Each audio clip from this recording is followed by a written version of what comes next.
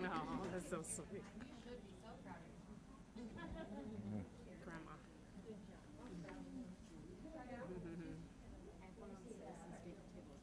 Okay. All right. All right.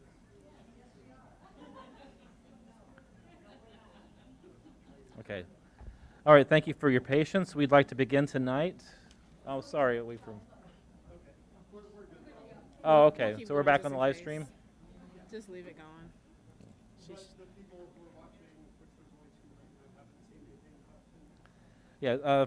Sorry for the public just joining us on live stream, but we progressed with our agenda through the appointment of our new Subdistrict 4 board member, Lola Jones. Starting off tonight with our first administrative report is the discussion on the tentative district budget for this coming fiscal year, 2023-2024. Katie.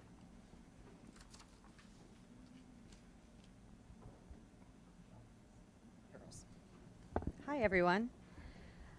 So I don't normally present this until the regular June business meeting, but it caught me a little bit off guard that I'm actually gone that day. So I wanted to make sure to get this in front of you all.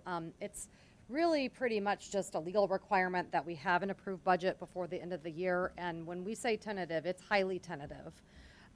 We do make some assumptions and estimates and plug those into the budget, but otherwise it's primarily a copy of the prior year's budget along with those placeholders for those changes. And we narrow in on those as best as we can, but there's still a lot of moving parts in the tentative budget that aren't finalized until later in the year. And we don't accept the final budget until the September business meeting.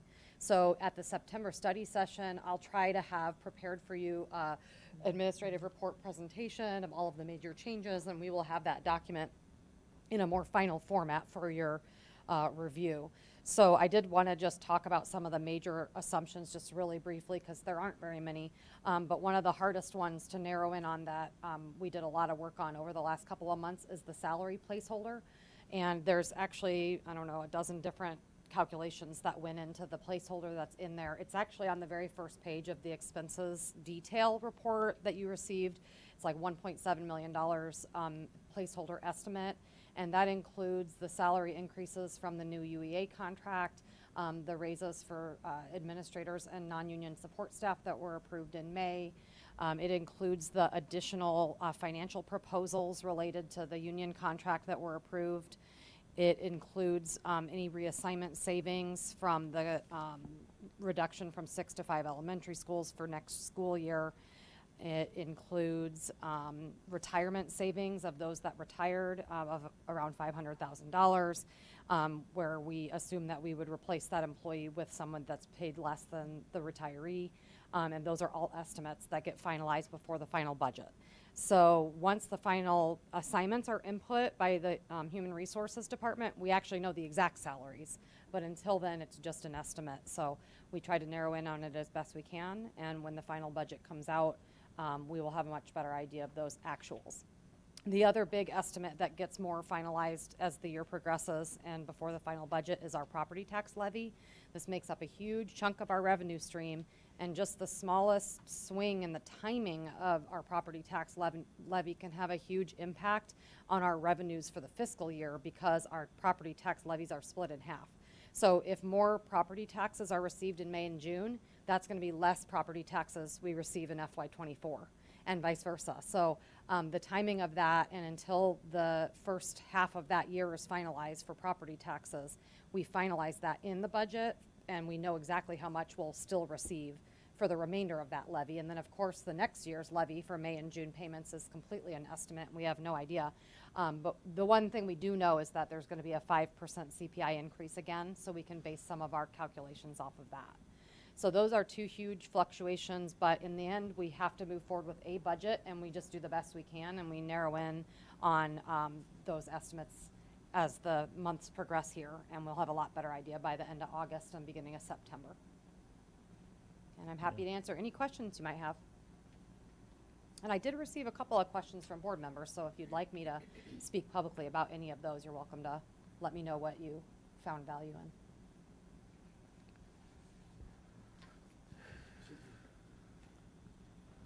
you did receive questions from board members? Mm-hmm, yep. Can you just go over what those were? Sure. Yeah, I received a couple of questions from Sherry. She asked me about the $11 million deficit that's in the summary page at the bottom. And I'm glad she asked that. I thought it was a really good question because if you look at the funds, the only funds that we really work on the most for this tentative budget are the operating funds, Fund 30, Fund 10, and a little bit in Fund 20. But otherwise, all of the capital projects funds are just a copy of last year that we'll finalize for the final budget. And the most of that deficit is all in the capital projects funds for projects that we have fund balance for spending. So either bond funds that we have in the bank or sales tax revenues we have in the bank and that we have planned spending to spend over last year. And then again, any additional funds for next year. And primarily those projects are the Thomas Paine renovation and the projects for Wiley that we're starting this summer. So that's all planned spend down of fund balances. And as far as the operating deficits and surpluses, the other question I received from member Hasanatka is about the $500,000 deficit in the ed fund. And there's kind of 4 parts to that and why that's in there. One is that we don't have our tier funding finalized for evidence-based funding yet. So right now there's 0 in the budget for that. Likely, if we're still tier 2, which we have been for several years, it's going to be another additional at least $350,000 in revenue that we'll be adding to the ed fund. 2 would be the property tax funding for FY24 that I already talked about the swing of not really knowing. We estimate 47% of the 2022 levy will be received in FY24. But again, it could be 48%, and just 1% is a $325,000 increase in property taxes in the ed fund. So that's a huge swing when you have these giant revenue sources. So that will get narrowed in as well. And then the other thing is there's one more thing. Oh, I wanted to touch a little bit on just the total fund balances of all the operating funds. We're actually looking at a surplus of about $500,000. So that would be between the ed fund deficit, but then if you add in the surpluses in the operations and maintenance fund, the tort fund, the IMRF fund, the debt service fund, and the transportation fund, if you add all those together, it's actually a surplus. And I'm working because a couple of our funds have negative fund balance, and one of our funds has had to consistently rely on loans from the working cash fund to maintain operations. And so you have to do this very slowly, but I am slowly working on increasing the tax levies in those funds to reduce those negative fund balances and to balance out the needs for those loans. So it's going to take me several years, but that's why I'm showing an increase in those funds, because I'm trying to get their fund balances up. And there's no fund balance on that summary page that I prepared for you. And that's because if there was, you would see this huge negative fund balance in all of those capital projects funds, because we're not ready to present that information yet. We won't have our final fund balances for the current year until after June ends. We'll start going into audit and get all of our final end of year journal entries input into the system. So at that point in, end of July, beginning of August, we can start projecting fund balances for the next fiscal year. But without that information, it's not really a full picture necessarily of what you're looking at on that page, that summary page. Right now. Yeah. Okay. Yeah. Did that help? Yeah. Yeah, those were the main questions, I think. Did I cover it, Sherry? Did you have anything else?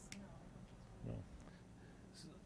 So I have one. So the $500,000 deficit in the tentative budget for the ed fund didn't really concern me that much, mostly because it's the first year of our new contract, and that's not atypical, right? It's for us to run a deficit in the first year of a contract like that. What has me worried, though, is when ESSER funds go away, and if we have the structural deficits not in the 23-24 budget, but the 24-25 budget, and what we might have to do over the next year to address that. Yeah, I mean, I'm definitely going to be concerned about that, but I need to get through the FY24 to start projecting for 25. I've done some preliminary projections. The one good thing is that I'm adding $1 million from ESSER in salaries back into the ed fund this year. All of our technology staff, the assistant principal for Thomas Paine, they were being funded by ESSER last year, and they were set to be budgeted by ESSER next year, but I'm just trying to soften that like cliff fall of ESSER ending and having, $2 million in salaries that we still want in our district. And so I'm trying to bring those in more slowly over these next 2 years. So I'm really pleased that the budget actually is only a $500,000 deficit this early in the process. It's looking pretty good. No, me too. That was a pleasant surprise actually for me. Thank you. Any other questions? All right, thank you very, Katie. So this tentative budget will come to us on the 20th for approval. I have one more thing, I'm sorry. No. Just since I won't be here, if anybody does have additional questions, I'm more than happy to answer them. So just send along any questions you have. Even if you want to meet, I can go over it with you in detail. But a lot more information to come in August and September when we start meeting again.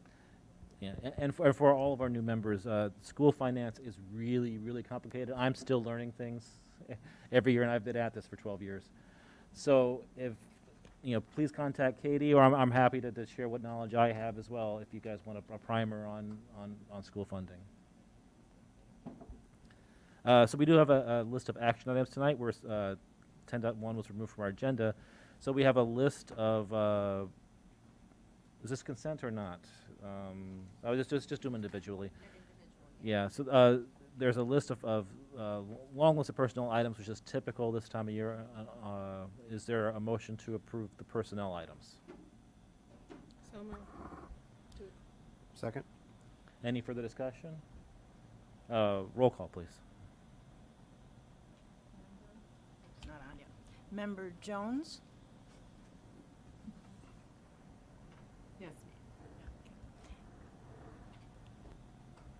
Member Baxley? Yes? Okay, this was for the motion to approve the personnel items. Got it. Okay. Member Langendorf, yes. Vice President Exum? Yes. And President Pulowski. Yes, there's also, yeah. Since we didn't, the public didn't get an explanation. Oh, sure, I'm sorry. Yeah, this happened while we were off the live stream, but 10.1 was removed from our agenda earlier tonight due to the fact that we need 6 board members present to vote on this, and we only have 5 tonight.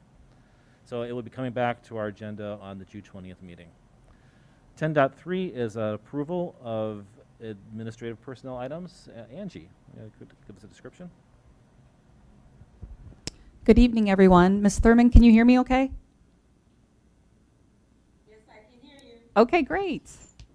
Ms. Thurman is joining us via Zoom from Michigan, and so I'll go ahead and get started. On April 25th, a team of teachers, support staff, parents, and union representatives held interviews for the open principal position at Thomas Paine Elementary. You may recall the board approved Ms. Andrea Jackson to serve as the next principal. I mention this because we had an excellent runner-up for this position, who is Ms. Seema Thurman. The Human Resources Department continued to building a positive relationship with Ms. Seema Thurman, knowing her ultimate goal was to lead and reside in the Urbana community. On May 22nd, Yankee Ridge Principal Dr. Micah Jackson announced that she accepted a district-level administrative position outside of the district, which left us with a principal vacancy during the last week of school. Ms. Thurman spent 10 hours at Yankee Ridge on Tuesday, May 23rd. She drove down in really late Monday night, just upon a request the day before. And Seema met with all staff members in the staff lounge over every lunch period on Tuesday, May 23rd. She answered questions that any staff member asked in the staff lounge or on building tours. Seema also stayed after school to meet with parents and families who serve on the PTA. Following her visit, Dr. Ivory Tatum and I then surveyed staff to get their thoughts on moving forward with Ms. Seema Thurman as principal at Yankee Ridge, especially due to the timeline of us being in the last week of school and staff getting ready to leave for summer break, and also knowing that we could really lose out on a strong candidate who already had another offer. So Ms. Seema Thurman began her career as an educator in 2000 as a kindergarten teacher in Marion, Illinois at Washington Elementary. After 2 successful years of teaching in Marion, Ms. Thurman moved to the state of Michigan and began teaching for, and I'm going to butcher this, Ms. Thurman, Ypsilanti? Okay. All right. all you Michigan people, community schools in Ypsilanti, Michigan, and from 2002 to 2017. Ms. Thurman taught 2nd through 6th grade and was rated as a highly effective teacher in the state of Michigan for several consecutive years. In 2013, Ms. Thurman began her administration career as the assistant principal of Erickson Elementary in Ypsilanti before accepting a position as the head principal of Post Franklin Elementary for Battle Creek Public Schools. Ms. Thurman loves her new role as an elementary school principal and has led her school to continued success in both reading and math proficiency, with a 45% increase in proficiency scores since 2020. Under Ms. Thurman's leadership, Post Franklin continually maintains the highest family engagement rates in the district. Ms. Thurman is excited to share her passion for academic excellence and family engagement with the Yankee Ridge community. Ms. Thurman holds a bachelor's degree in early childhood from Southern Illinois University of Carbondale and a master's degree in education administration from Concordia. And so it is our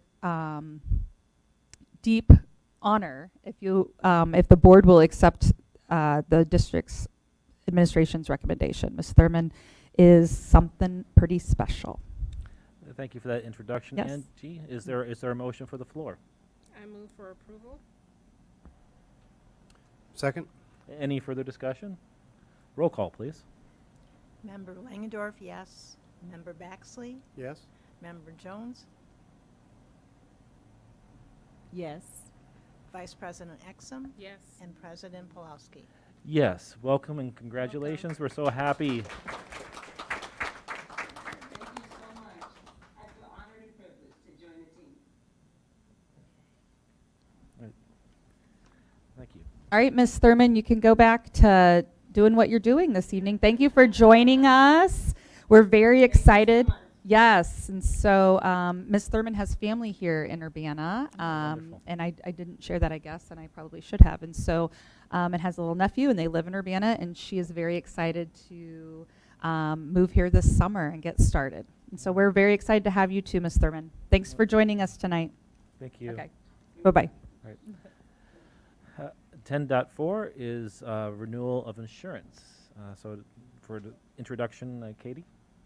Yeah, this is another item that I normally would bring on the June 20th meeting, so I appreciate you accommodating a couple of additional action items tonight in my absence for next meeting.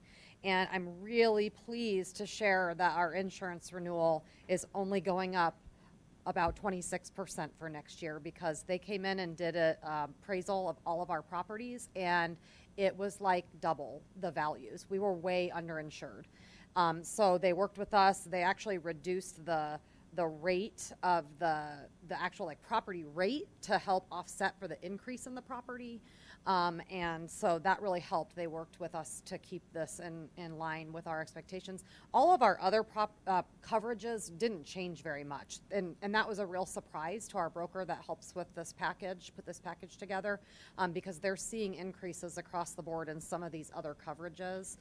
So I'm really pleased to share this coverage with you. We have a great relationship with our new carrier, ICRMT, and even the rate that we have for this package at the bottom line for next year is still less than we were paying 2 years ago by quite a bit, like $75,000 to $100,000 less than 2 years ago's package, which was terrible. If you recall, we had like $100,000 deductibles, and there's $1,000 deductibles for general liability with our policy, and there's $25,000 deductibles for property, which is like standard, regular, normal insurance that you can count on and rely on. And even though we've had some claims this year, with some of the property damage we had with the pipes bursting at the middle school and the fire of our contents at the central office building. So we've had some substantial claims, but they still want us as a client. So we're really happy. And we've been to, Angie and I have both been, they do a member conference. It's a free conference to help with risk management and help the people that they insure get better at being risk managers.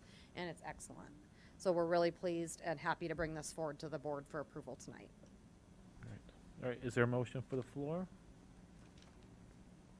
I'll let somebody else move. So move. All right, is there a second? Second. All right, any further questions or for Katie? I have a quick one. I mean, are there like policy limits on this that are like normal or? Yes. Okay. Yep, and we also have an umbrella too, in addition to the regular, so the policy limits are totally normal. I think they actually, I have a separate, I don't think the policy limits are on this, because this is just the cost summary that I shared. But they're all normal, and they're all the same as last year, so they Okay. didn't change anything compared to last year. But in addition to the policy limits for each type of policy, we also have like a $10 million umbrella on top of that too. That helps with coverages that might exceed one area or another. All right, great. I think, any further questions? I had a quick question. Please explain to me, the property values were lowered in order to soften, what? The rate was The lower. rate was lower, Yeah. okay. So they, the first year, because they didn't, we just gave them what our current statement of values, property values were to establish our policy. Last year, we were a new client for them.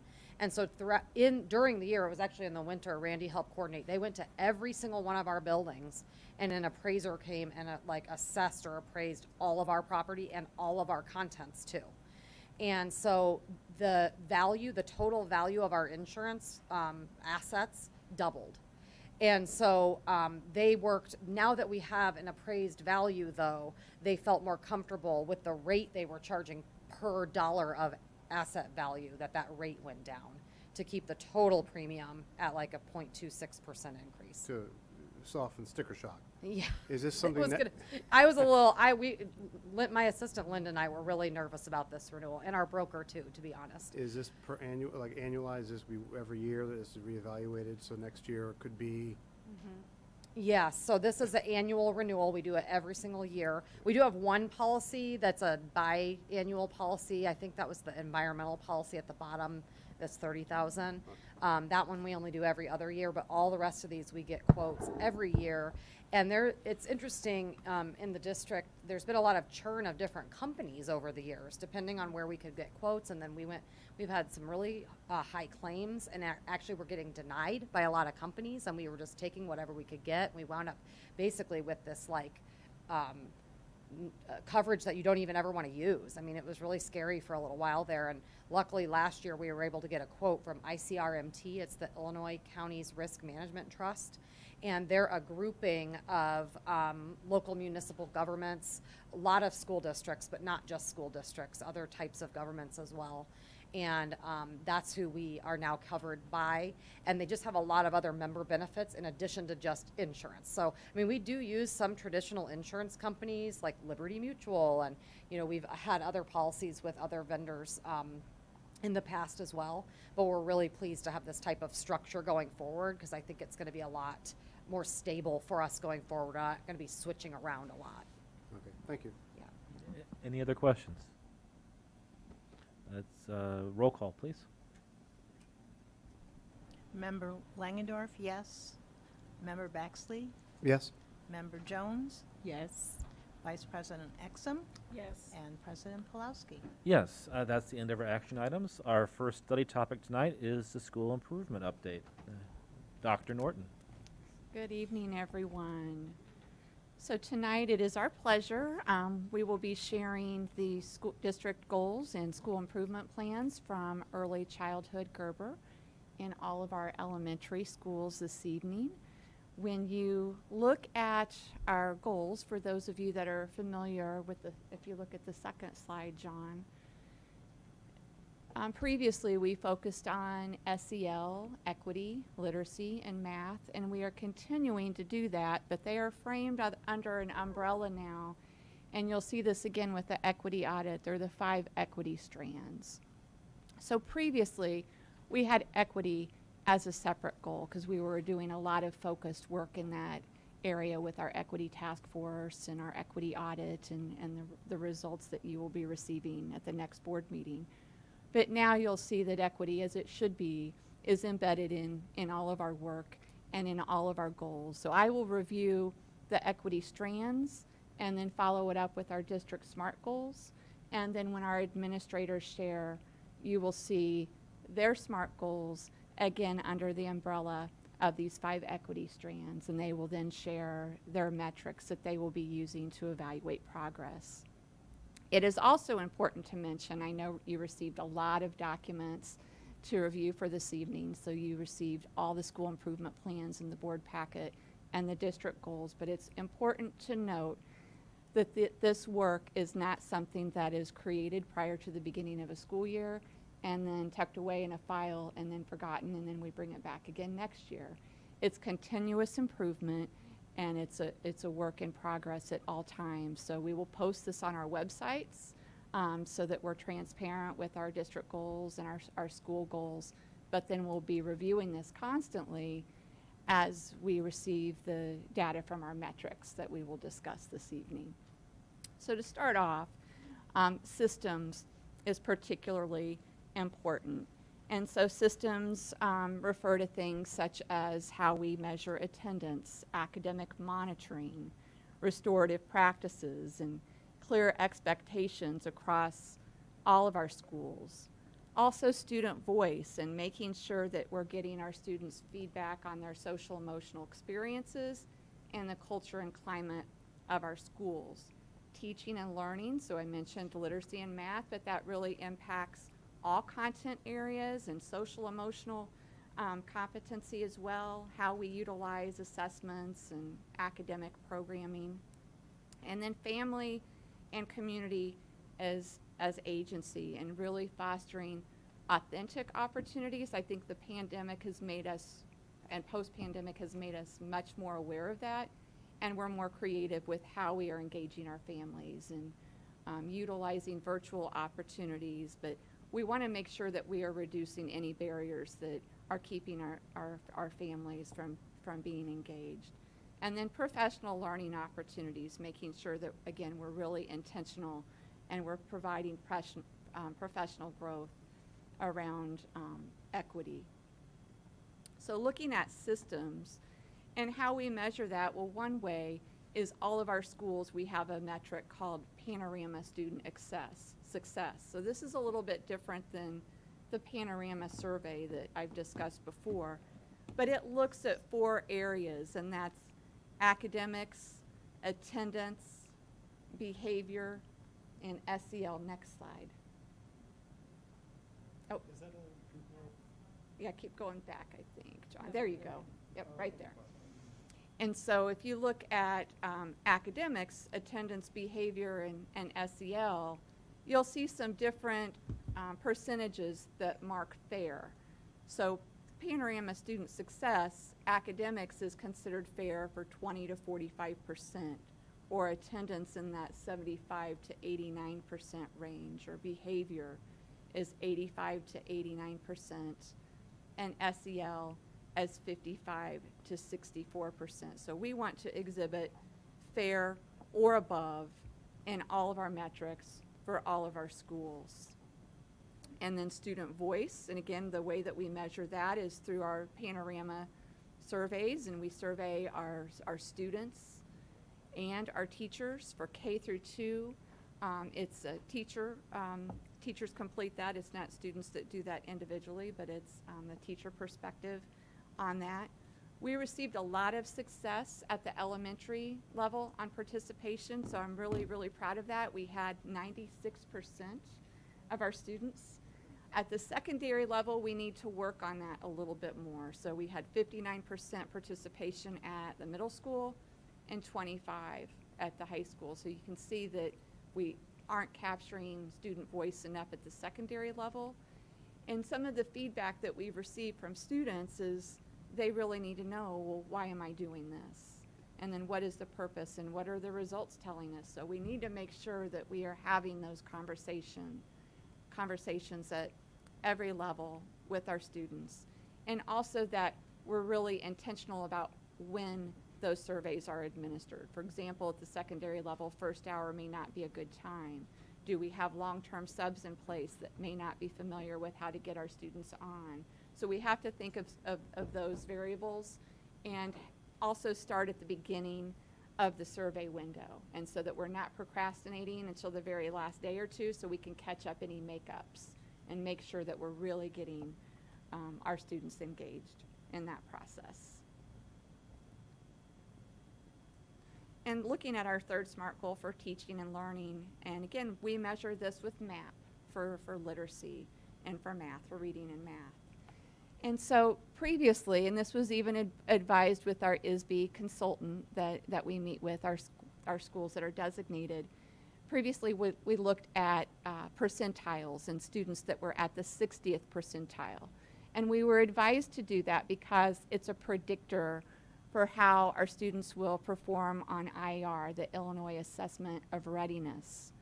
So now that we are administering this assessment and we completed our second year, we're getting smarter every year as we do this. And now we can still measure it by percentiles, but we want to look at individual student growth. So you'll see that our goals are framed around individual student growth, the reason why. So for example, for third grade, all of our students may not be coming in at third grade. So they may not be at third grade level by the end of the year, but we do want to measure, are our students making growth?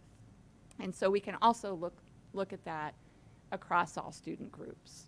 And so looking at that in particular, we want to make sure that every grade level is making growth and that we're seeing that, and that hasn't been the case.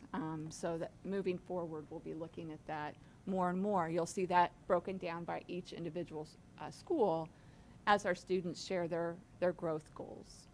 And then family and community as agencies, I mentioned, we want to make sure that we vary our options for our families. Our families may not all be comfortable coming to our schools.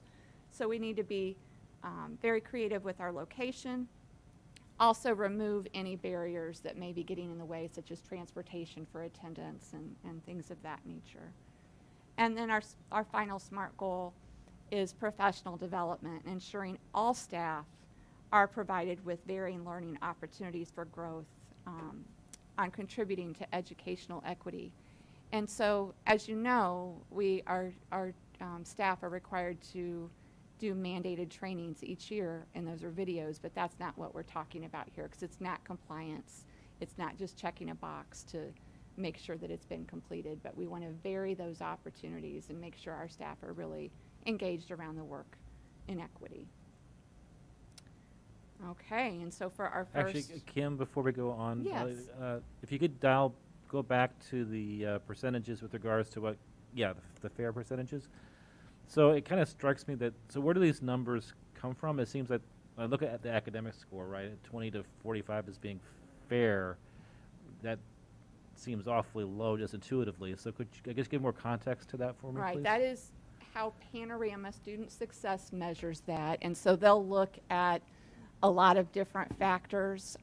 We also have, as we look at students' standard reference learning, we don't have all of our schools on an A, B, C, D, or F. So we're looking at things a lot of different ways as we're measuring students' academic performance across the board. So yeah, as far as Panorama metrics, those percentages that constitutes fair and the students that are on grade level or on track academically vary by those percentages of what constitutes fair in each one of those areas. Okay. All right, thank you. I have a question for the student voice. I'm assuming at the elementary level, it's the teacher working with the students on responses? Is that? Well, for K through 2, that's teacher perception. Okay. So the teachers complete that. Okay. And then for 3 through 5, it's the students are completing the survey. Okay. And then the same for 6 through 8 and 9 through 12. Okay. But it's a little bit different when you have the same students all day, one teacher doing the survey during this time, for example, for grades 3 through 5. And for secondary, it may be this class period. And Okay. so... But it is always offered at, like, during the school day to try to It encourage the kids to do is. it at that time? It Okay. is, absolutely. But I can say, looking back, that when we try to get to the root cause, why maybe our students, we didn't have more that were participating at the secondary level, it may have been that we were waiting until, in some cases, at the end of the benchmark window. And then there wasn't time to capture more students through makeups. Or maybe, like I said, there were long-term subs in place. Or we did it first hour, or maybe students were trickling in. So we have to consider all of those things when we plan in the future. Okay, thanks. Great. Any other questions for Kim before we move on to early childhood? All right, thank you. Okay, thank you. So while Principal Ladd and Ms. Madigan are making their way to the microphone, I did want to note just for the board, Dr. Norton mentioned the Equity Action Plan. So we did receive the final version of that on Friday from Dr. Dubiel. However, I did not want to send you a 200-page document in addition to all of the board documents that you had to review for this meeting. So tomorrow you will be receiving an email from me with the full equity audit. So Dr. Norton mentioned some of the goals are included in this, so I didn't want you to think we were withholding information from you. We did receive it. She actually has also created kind of a document to collect board feedback that I'll also share with you. It's just basically a document where you can go in as you're reading the plan and add questions. So when she comes to present on the 20th, she can make sure that she's addressing your questions and you're not just kind of asking her those questions on the spot, that she can have a little time to research more in depth and have something ready to present when she comes on the 20th. So I will share the link to that as well as the document tomorrow. I was kind of holding it back from Friday until we finish tonight's meeting because I really wanted you to focus on the school plans, and that would have been a lot of weekend reading. So, all right. Good evening. I'm Beth Ladd. I'm the current principal of Urbana Early Childhood. Yesterday was my official last day there, and this is one of my last official duties as the principal there. And I just wanted to thank each of you and celebrate the work that the staff there are doing and honor their welcoming me there 3 years ago. And I just really appreciate the culture and climate of the school, the hard work that they're doing to prepare our students to enter our kindergarten buildings. And thank you for the opportunity to have served there for 3 years. So I'm Katie Madigan. I'm the assistant principal, and I will be continuing in that role next year. And so I will present the plan for next year. First, I just wanted to give a quick update on some of our goals from last year. We had, our first goal was about students identifying and managing their emotions and behaviors, and this was based on a pre and post questionnaire that our teachers did. We had 88% of our students increased their ability to manage their emotions and behaviors. 10% stayed the same, and about 2% regressed. We had 2 goals focused on our academics, so attaching meaning to print numbers and showing vocabulary, print familiarity with print and vocabulary in the classroom. And we met these goals. They were mostly based on compliance for last year because we were expecting to be monitored. And then our 4th goal was about our, this is the one we're probably the most proud of. All building staff would participate in an environmental print audit for inclusive language and representation of all stakeholders. And we are proud to say that we all did that. Every person in our building participated, from Beth and myself to all of our teaching assistants. Some of our highlights from the year are that we updated and strengthened our MTSS program and procedures to get our students identified who might need additional interventions. We did some professional development around sensory regulation and gross motor. We focused some classroom walkthroughs for math and literacy on print materials and sharing those ideas based around ECHRS, which is our Early Childhood Environmental Rating Scale, which is what our program is monitored using when the ISBE designated people come and monitor our program for quality. We created a library of resources for embedding numerical literacy that's shared with all of our staff. We participated in some professional development on vocabulary, print awareness, and support of our multilingual learners. All of our classroom teachers were given multiple opportunities to observe other classrooms. And then our environmental print equity audit, we created a tool. There wasn't anything when we started this process to find out there that was what we were looking for, so we created our own. And then we audited registration and screening paperwork, bulletin boards, newsletters, social media, and building signs. And really had some thoughtful discussions around all of those things and have some plans for the future moving forward. So that was kind of our 22-23 school year. And so based on some of those things, we've come up with 4 goals. Our first goal is about increasing the average overall score on the ELS. ELS is the early learning scale. That is the assessment system that is recognized by ISBE for Preschool for All programs to use. It's one of the approved systems. And so we're going to focus on item number 7, which is oral language. Because oral language is the foundation of early literacy. Children learn through their oral language interactions with adults and other children, and they use these interactions to build their knowledge of the world around them, describe events, and extend their vocabulary. Research has shown that young children's oral language, especially their vocabulary development, has a strong relationship to later reading achievement. And so we're really going to focus on read-alouds and vocabulary, inclusive of all the languages and cultures that are represented in our school, which can be somewhere between 13 and 20 every year.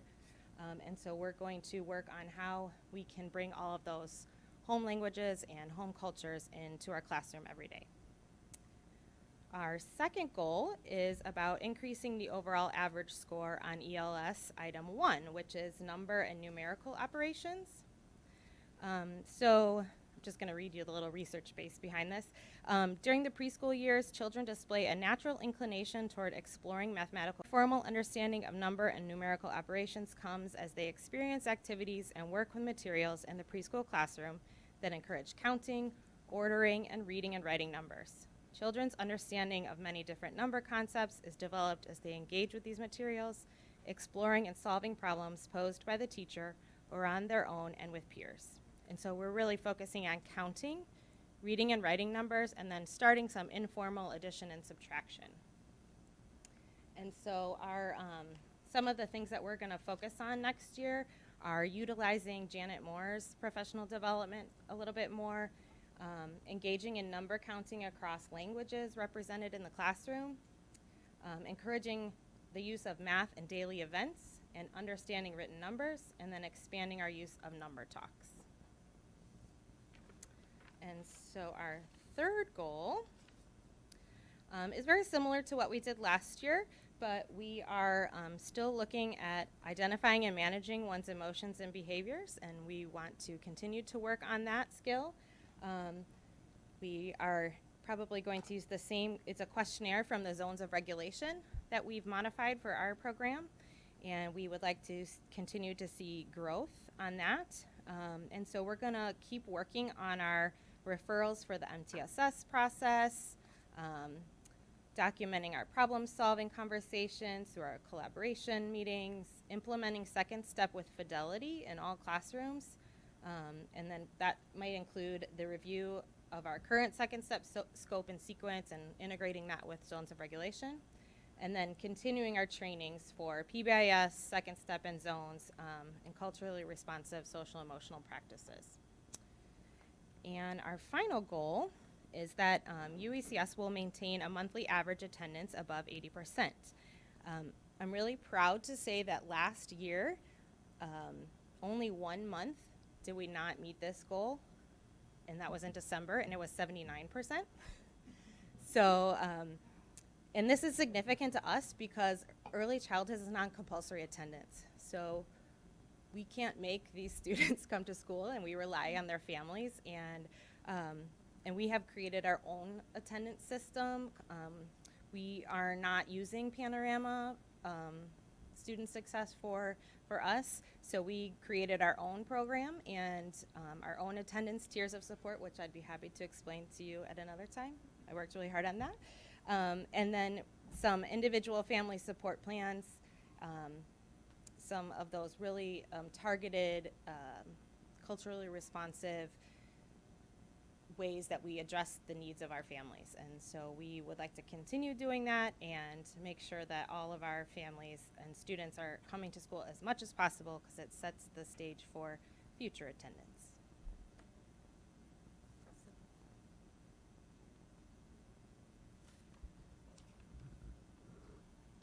Any questions? Sorry. Yeah, board members, any questions? No. All right, thank you very much. Okay. And as Ms. Roan's coming up, I know as we're speaking, you'll hear a lot of different acronyms. And so if you look at the last page of our district plan goals, there is a little key there that will, like MTSS, multi-tiered system of support, to explain some of those. But if you have any questions, don't hesitate to ask.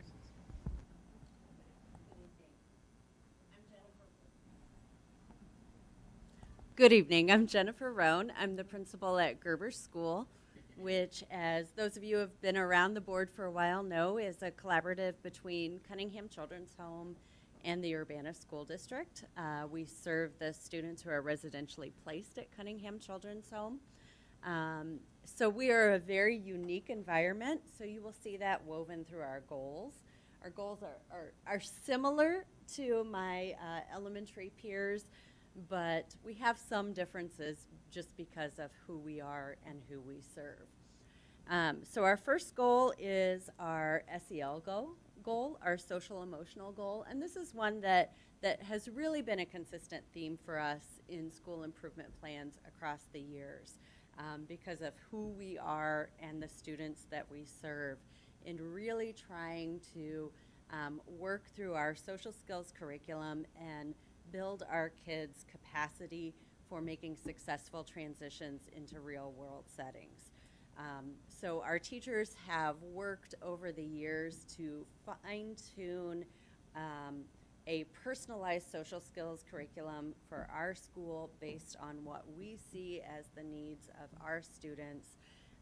And then last year, we really tried to quantify that for our school improvement plan, because one of the quirks of our school is that most of our students are in the DCFS system, and they have a very high mobility rate, and once they leave us, we don't always know what their outcomes are. So it's very difficult for us to get some of those external outcomes on our kids. So we were trying to do some internal data collection on how we were doing towards building those social skills that we saw as high needs in our population.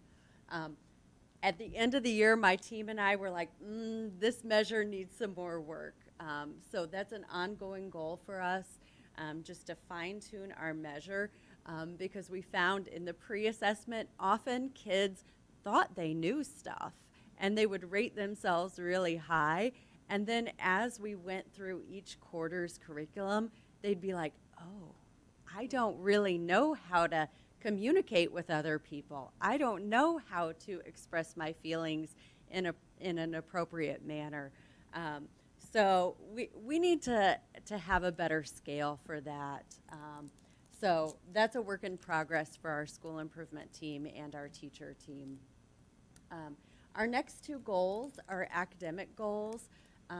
We have a reading goal and a math goal. And you'll see that the metric we use for that is the MAP assessment, just like the rest of the district is using. However, because of our unique population, we have to look at it a little bit differently. It's not unusual for us to just have one student in a grade level, or maybe 7 students at this grade level.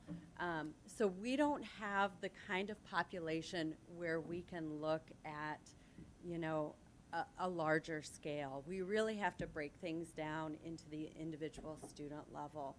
And so our reading and math goals are really reflective of that, and reflective of the fact that our students are in special education. They've also moved around a lot and experienced a lot of trauma. So the majority of our young people are pretty significantly below their grade level peers in reading and math. So we've made some tiered goals there to try to move them forward based on where they are currently. And the RIT scale that we reference here is one that MAP has that helps us really look at some of the finer points of growth. And we were excited to see, you know, this is the second year that the district has done the MAP testing, and we were excited to see that we're moving forward with some of our young people and some of our young people that really have been struggling in reading and math. And so it's really exciting, and we like having a consistent measure that we can look at to see how that growth is going.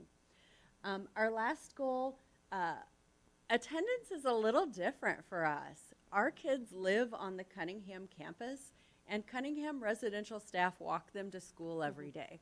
So we don't have some of those like grander attendance problems that some of my peers have. However, the kind of tangent skill that is problematic for us is still time out of class. And for our kids, that's for different reasons. It's often for those social, emotional, or behavioral reasons. And so that is something that our program has consistently tracked for individual students, and that's something that we really want to focus on hard this year. Because if kids aren't in class, whether that's because they didn't make it to school on a day, or whether they're in the social worker's office every day having emotional meltdowns and not learning how to regulate themselves, they're missing valuable instruction. And we can't move forward on goals 2 and 3 if the kids aren't in class getting instruction from our teachers. So that's why we are working so hard on making some strides in our time in class. Do you have any questions for me? Board members, any questions? Yeah.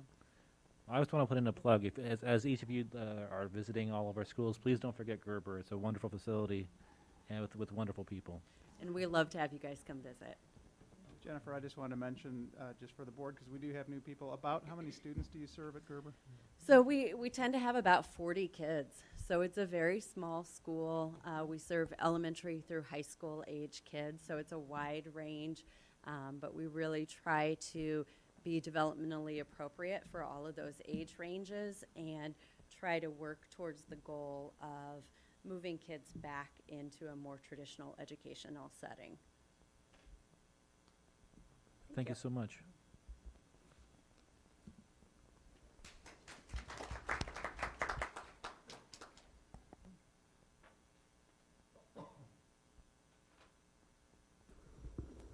Good evening. Can you hear me? Yeah, okay. It's hard to tell on this side if you can hear us or not. So it is my honor and privilege to be here this evening to present before you. My name is Danielle Jackson, and I'm the principal of Dr. Williams Elementary School. Before I get to this, I just want to say that everything that we do, although I am here smiling before you to represent the work of our team and our school, it does not come without the endless, tireless work of our staff. Everyone in the building, all of our teachers, all of our teaching assistants, all of our SPED case managers. So the work that I'm going to share with you really is from all of the things that they're doing each and every day. And so while I want to present this to you and talk about what we've been doing, it is not just because of the things that I'm doing. And I also want to give a huge shout out to our school improvement team who has helped me come up with this plan to share with you tonight, because again, they help come up with the ideas that we present before you as we continue to work on that plan throughout the school year for that living document. So throughout the school year, one of our focuses, and it will be as well next year, is on utilizing high leverage teaching practices, so research-based practices for instruction and learning across all of our areas. So I'll talk a little bit about what our professional development plan has looked like this school year, which led us to where we were with results and where we hope to go for next year.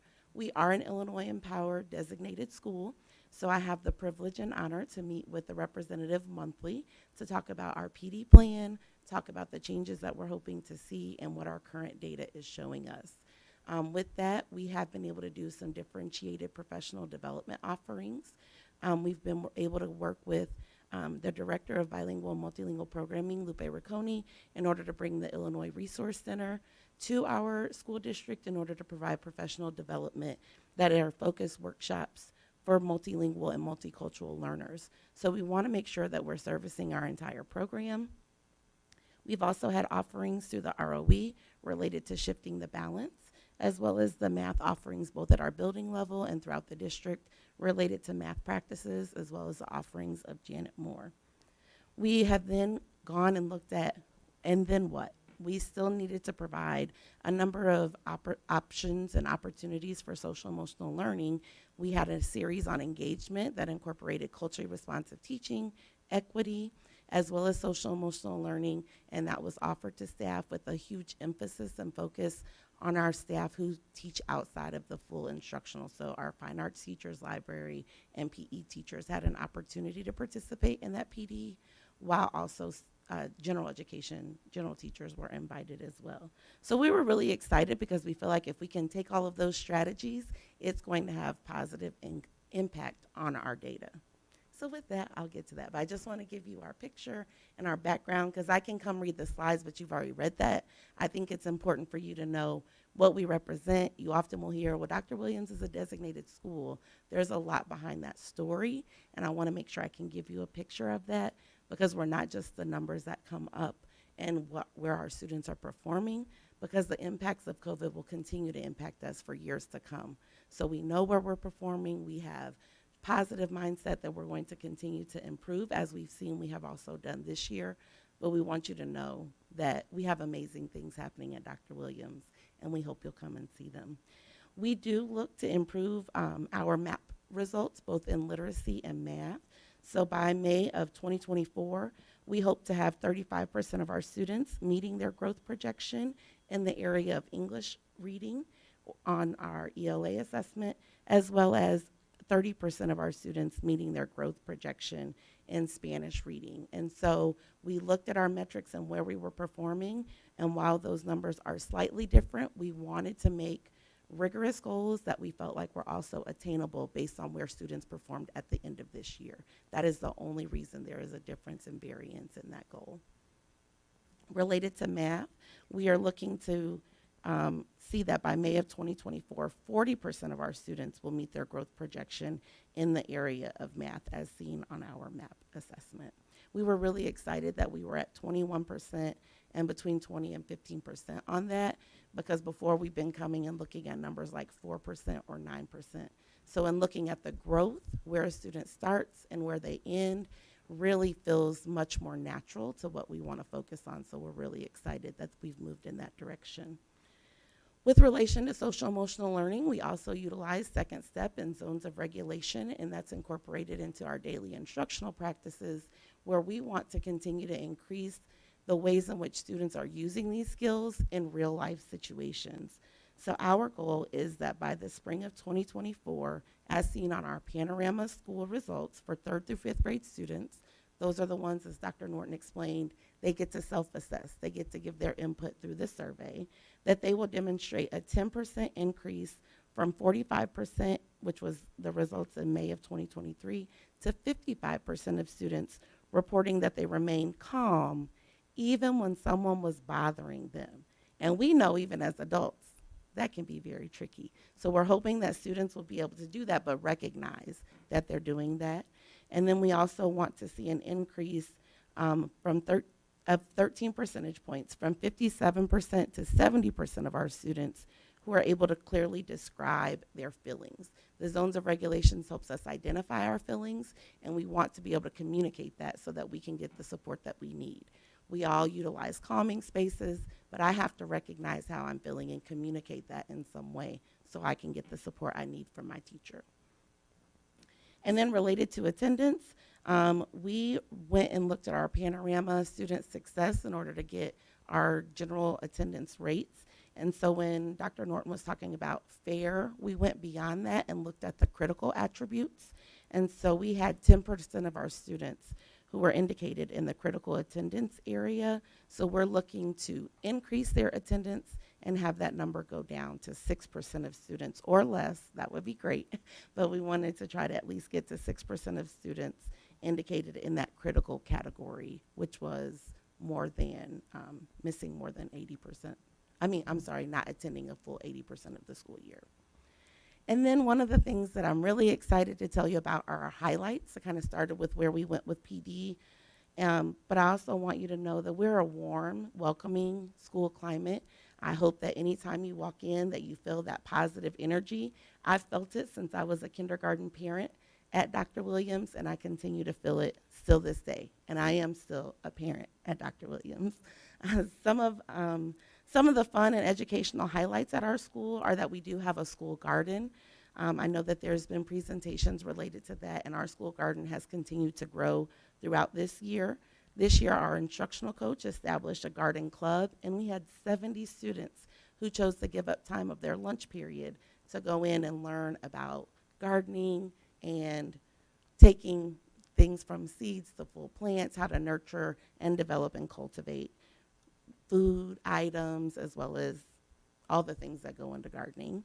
And then we had 311 students. We have approximately 450 students each year. We had 311 of our students recognized for their positive character throughout the school year, throughout our character trait breakfast celebration.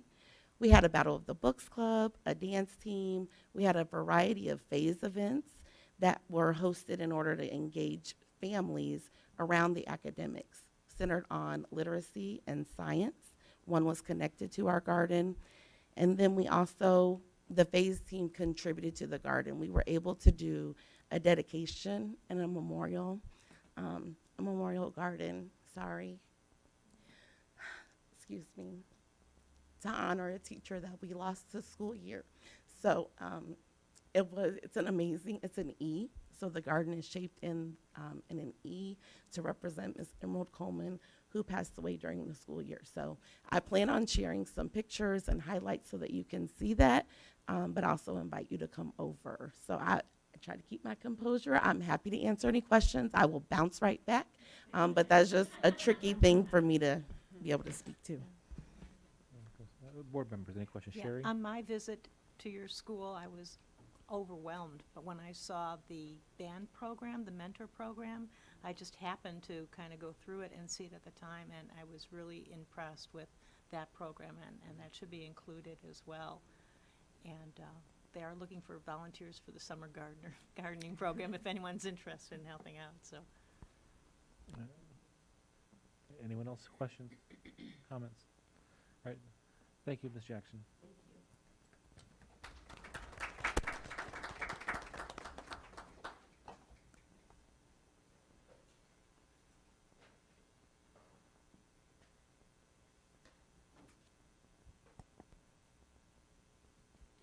Hello, everyone. For those who are new, last year I was very new to this position. I am Michelle Turner. I'm the principal at King School. So I was a big father deer in headlights. So I am so glad to have had the opportunity from this previous year, and I am anxious to share our goals with you. So our first goal, and that's one of our highlights, we will increase our student attendance in our panorama that we've talked about from 91% to 93%. As we looked at the panorama student success last couple of weeks, our average daily attendance was 91.8. And that is very, very good for King School. That was one of our main goals, because last year we were not close to 90%, and on average we had 30 to 40 kids extremely tardy every day. And so that was one of the main goals, is to get our kids at school ready to learn. So that's our goal for this year, to bump it up to 93%. but on average, a lot of our students are there 91% of the time, and I'm very proud of that. Our SMART goal number 2 is, along with the student voice, we will increase the panorama favorability rating in support of relationships from 86% to 88%, self-management 63% to 65%, and social awareness 62% to 65%. So in self-management and social awareness, we did drop this year, and so that will be one of our biggest goals, to exceed the 65% as we move forward. SMART goal number 3, and I have to apologize to Ms. Norton and the board. For some reason, SMART goal number 3 is our reading goal, and SMART goal number 4 is our math goal. Somehow that got switched, so I'm so sorry. When looking at our MAP reading assessment, King students will increase the number of kindergarten through 5th grade students meeting their projected growth from 27%, which is about 81 students, to 32% when comparing our numbers fall to 23 to 24. And so, as you know, with any goal, there are a lot of steps that we have to take and to ensure that we are meeting the goals. So we are, as a building-wide, incorporating systems from the very first day of school moving forward. And our SMART goal number 4 for math is that we will increase 1st grade through 5th grade, meeting 5th grade students meeting their projected growth goal from 43%, which is about 129 students this year, to 48%. And so, of course, our goal is to exceed that. I'm really anxious and excited about our new math curriculum that we will be starting this year. And our goal is for all of our teachers to teach with fidelity so that we can really see the impact on our school improvement team, our school improvement plan, and within our scores. A few highlights: International Dinner at King School. For those who don't know, it's a big deal at the end of the school year where many different families are able to prepare dishes. For King School, it was able to return this year, and we were really excited because it hasn't been at King School since 2018, and we had a great turnout. Let's see, and our biggest highlight is over 70% of our families being engaged in the activities and learning at school. Another highlight, which I didn't want to mention, but I do want to mention, it may seem as a negative, but at our building it turned into a positive. But 1/3 of our classroom teachers were long-term subs. So that was about 125 students overall, but we were able to maintain learning and continue throughout the school year, making sure that the long-term subs and our classroom teachers had everything that they needed, so that the best interests of our students were always in mind. I just wanted to highlight that because that was a big deal. We lost a certified teacher first semester, we lost another teacher second semester, and we were still able to overcome a lot of these challenges by showing great improvement.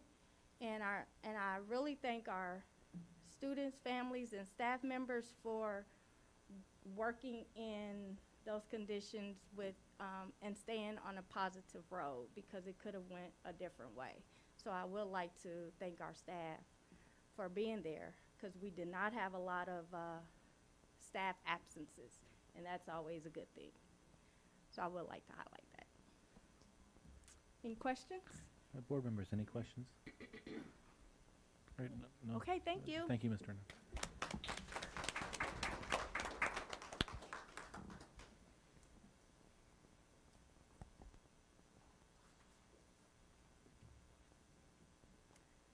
Hello, good evening.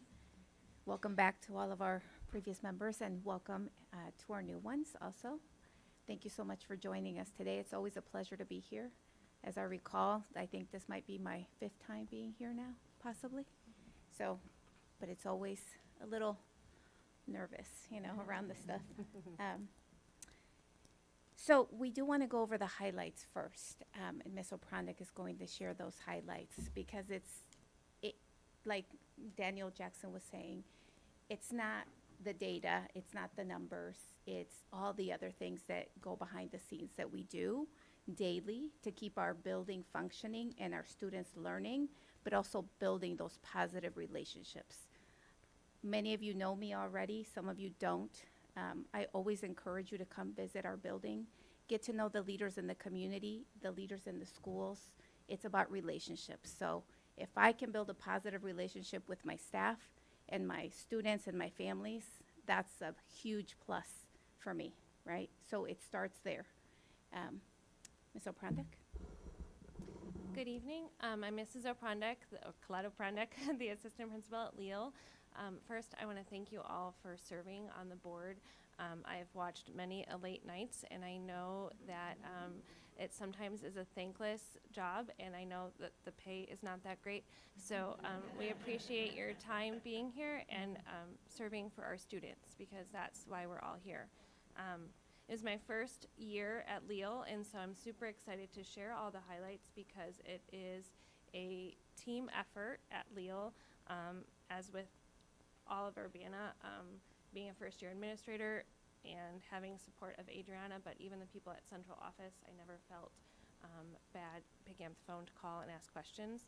I was always greeted with a supportive answer. But let's get to the highlights of Leal. So excitedly, our daily attendance was at 90%.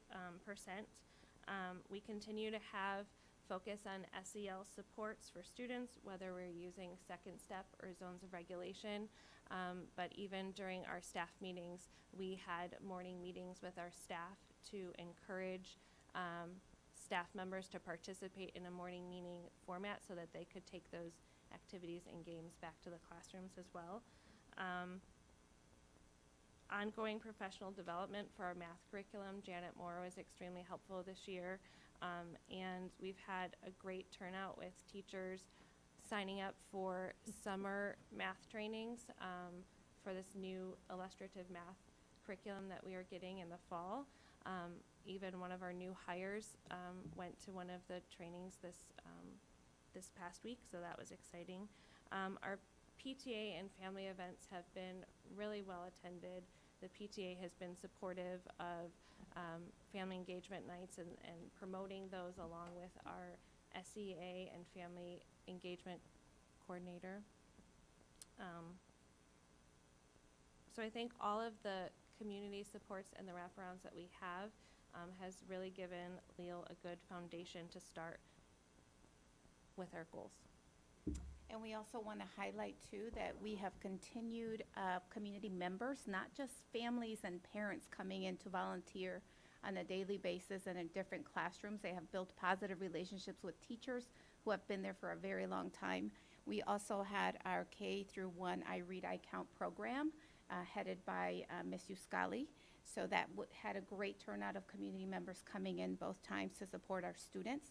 And then K through 5 overall, America Reads, America Counts. That was our program that had kind of fallen through the cracks with COVID, but we've managed to bring it back. And having that connection to the U of I and using their resources is always a great thing for us at Leal School, because we don't get those extra funds to have these extra programs where we pay people to come and do different things with our students. So we always welcome any kind of volunteer work, anybody who wants to be interested in coming in and supporting our students and teachers in that way. So now we'll go over our goals that we've created with our school improvement team.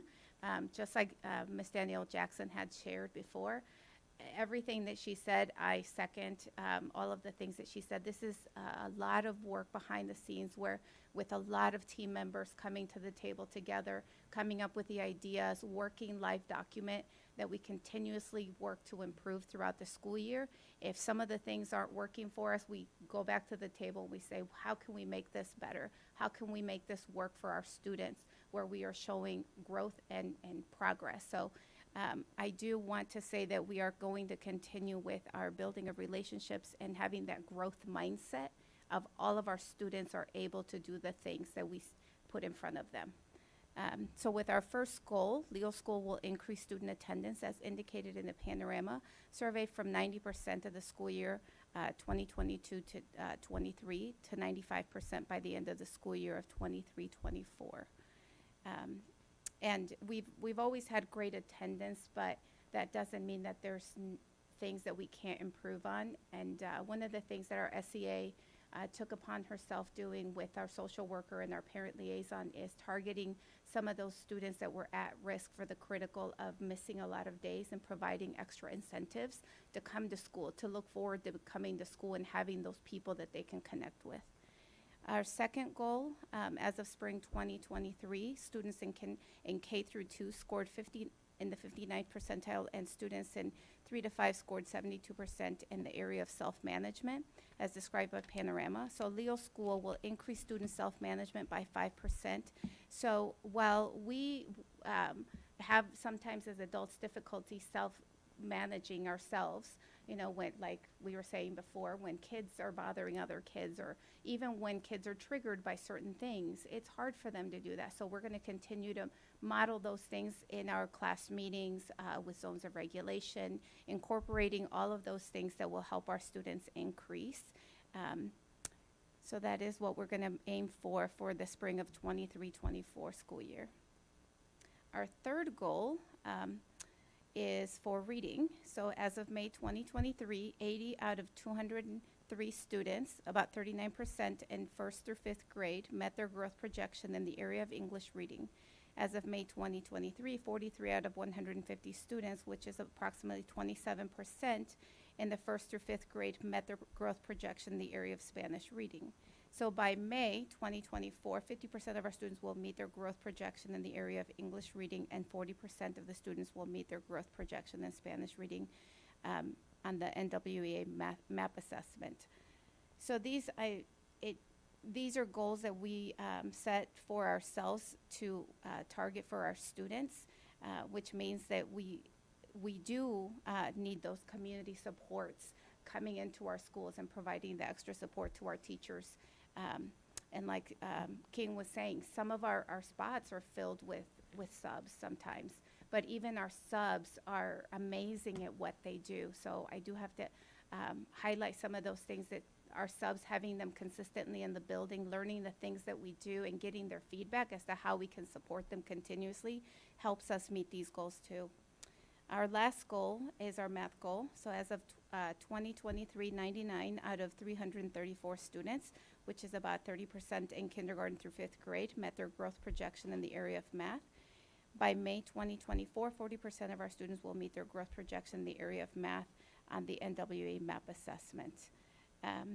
Again, we continue to target these goals, these academic goals, but it all starts with the building of the relationships with our students. Students want to be in the buildings learning. There is not one student that can say, I don't like school, right? We all start in kindergarten. We want them to be able to have that joy for learning as adults and as educators. So we continue to come together to help our communities continue to grow. Any questions? Board members, any questions? As I'm reflecting, and it's not just at Leo School, but all the schools that have been represented today, when you end up at the end of the year with, I'm trying to find, like, in reading you said 39% at the end of the year, and the next year you wanted, well, whatever, whatever you're comparing May through May, but we all know during the summer there's a lot of regression, and don't know what any of the schools are doing to help with that, because you're not really trying to increase it from last May. You're going to have to increase it from the regression that starts in August. Correct. So you have a bigger challenge than what indicates here. Correct. And that's where some of our special programs come into play. So at Leo, we are hosting Splash, a 21st Century grant that we are still going to maintain for one more year after this year. So that's very helpful for our students that normally would not get the special programming or don't have the extra money to join those camps that some of our other kiddos can. And what is that? Splash? Oh, Splash. Yes, Splash. During the summer, and that starts next week. And we also do provide camp invention across the board, and that will be hosted at Leal again. Again, there's other programs in the community that do target a lot of those things. At the end of the school year, we did send our students with books. We had them all come in by grade level to make sure that they do have books in their hands to take home to read. But anything else that maybe suggestions would be great for all of us to continue to have our kids learning and not have that summer slide, right, and regression. Good question. Any other questions? I thank you both. Thank you.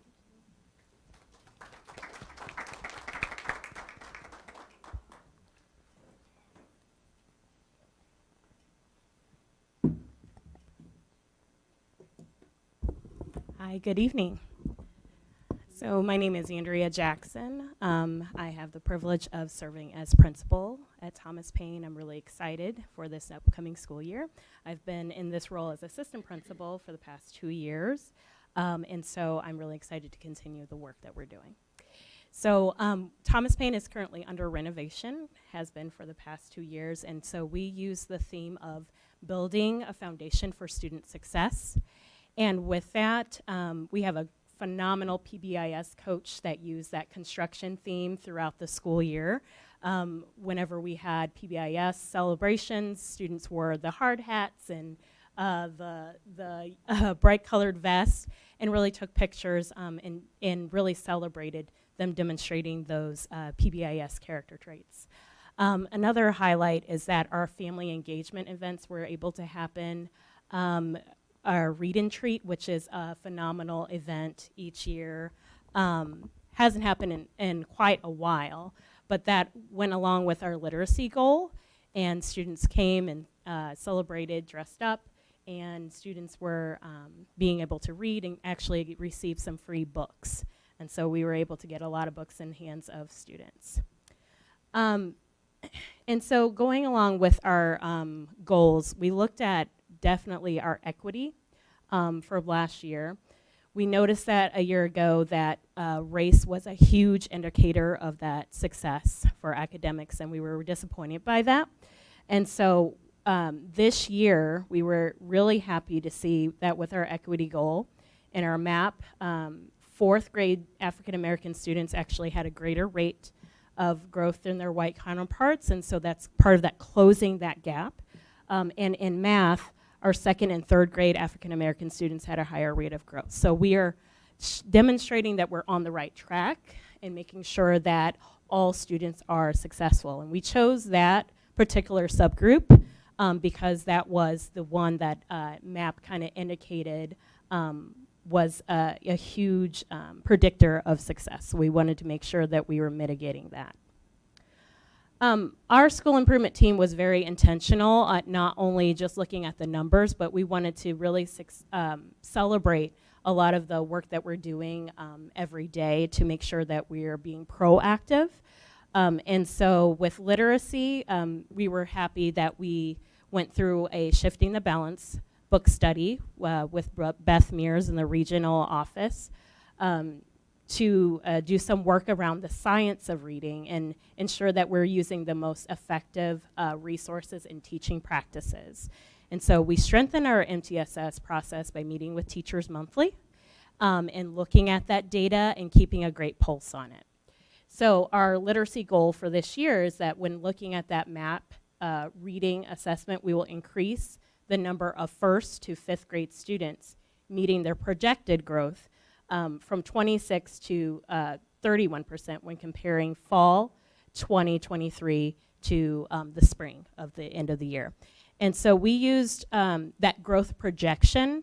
MAP uses growth projection basically saying that students that have that beginning score, if you average that out with the same grade level same subject, what would that average be? And so we wanted to use that as a good indicator, so we're making sure that all students are meeting what they would potentially get, so their own success.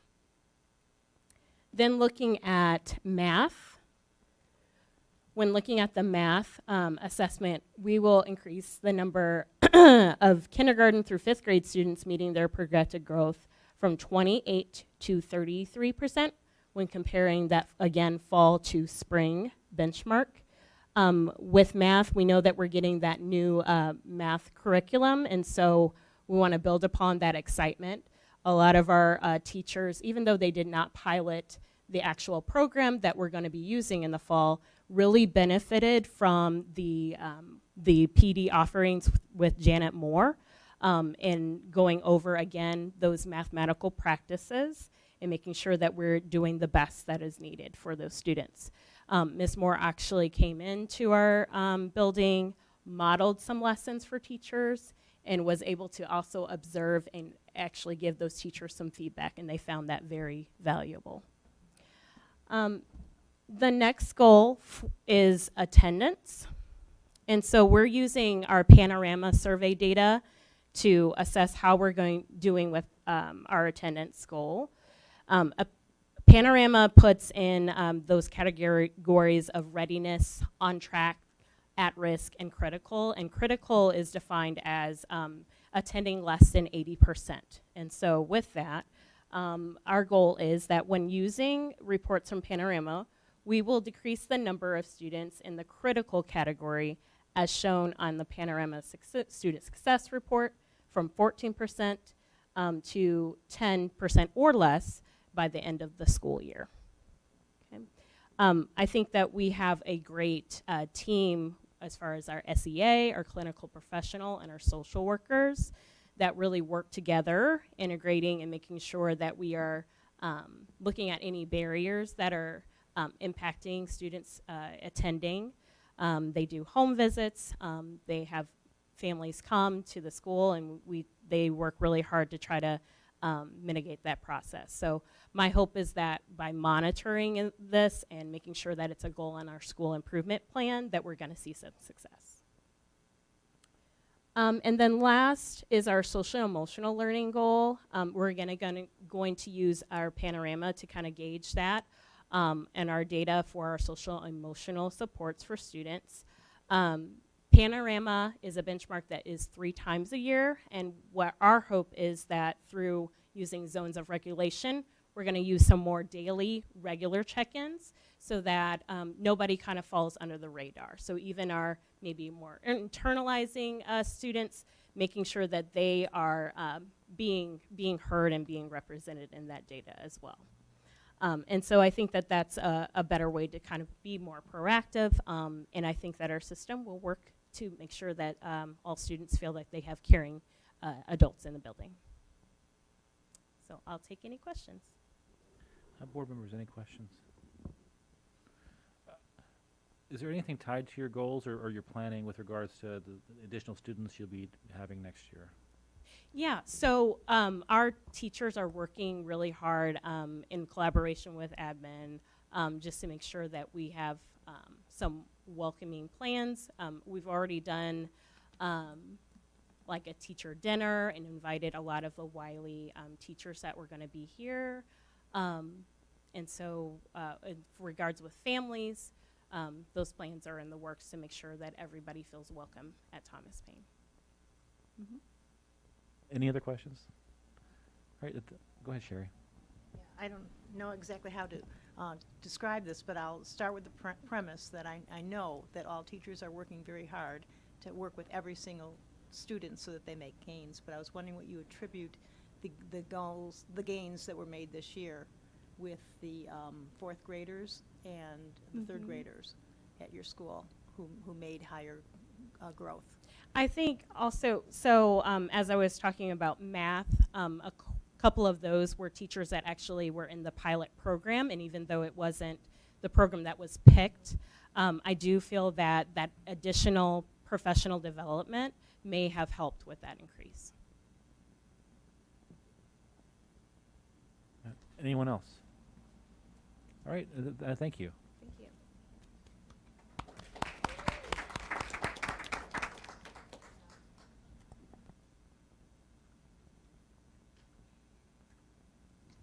Good evening.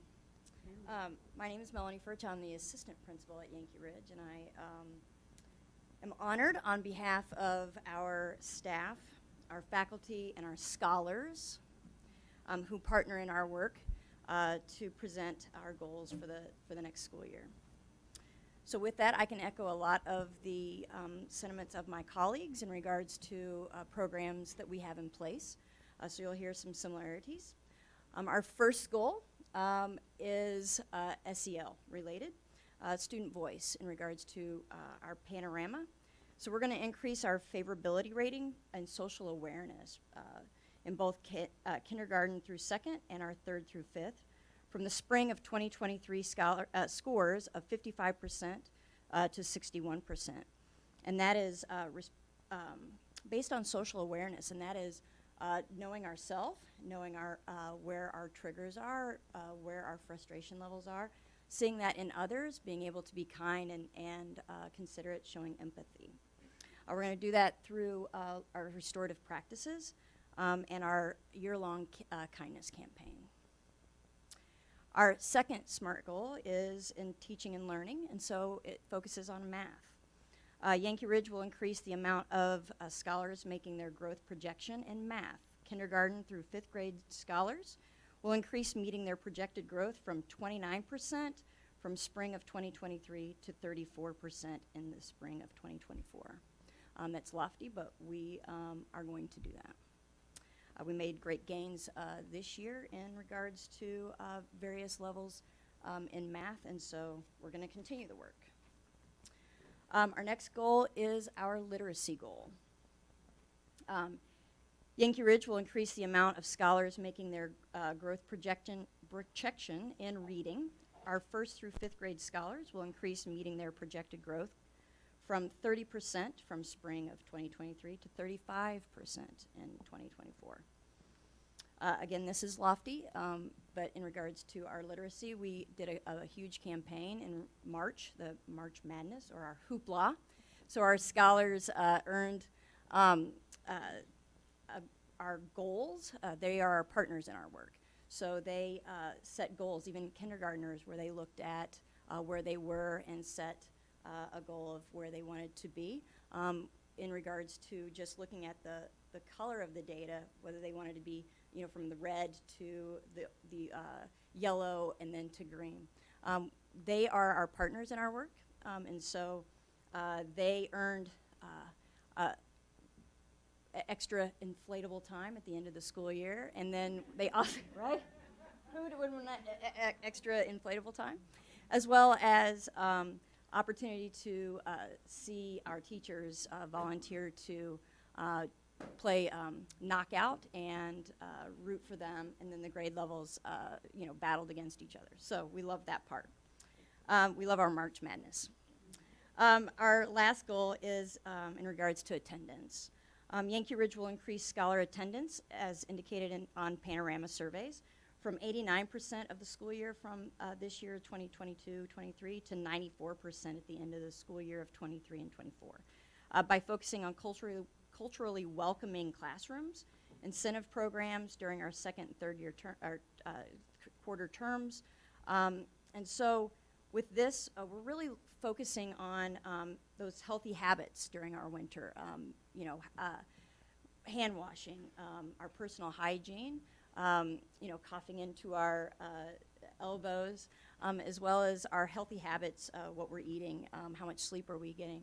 And so again, those partners, and they are able to look at that in themselves. We, as an incentive for our second and third quarter, just gave away bikes. We had skateboards and all kinds of sport equipment, Play-Doh, you name it, we had it. And they love to be on time, be at school, and have their name put in the drawing to win those prizes. Our highlights, of course, we are a school with a French dual language program, and so our first grade African American scholars had a higher rate of gain for math than our white scholars. Our first and fifth grade African American scholars had a higher rate of gain than our white scholars in reading. All K-5 scholars set MAP goals for the spring assessment, and we promoted our fifth grade French dual language class for the first time, so now we are a K-5 at French dual language. I know, right? Our school-wide attendance incentive, I spoke to that. We have a strong foundation in our social emotional learning with zones of regulation, our class meetings, our second step. With that, I ask if you have any questions. Board members, any questions? How many students are in the program now, approximately? The French dual language? Mm-hmm. Let's see. Sorry to put you on the spot. Like, huh? I said sorry to put you on the spot. Right? And right now I'm like thinking for next year projections, but And next like, year projections are fine. oh, like 30 to 40. Okay. All right. Mm-hmm. Thank you. Yeah. Any other questions? All right. Thank you, Ms. Fairchild. Well, you're welcome at Yankee Ridge anytime. Well, thank Thank you. you for having us.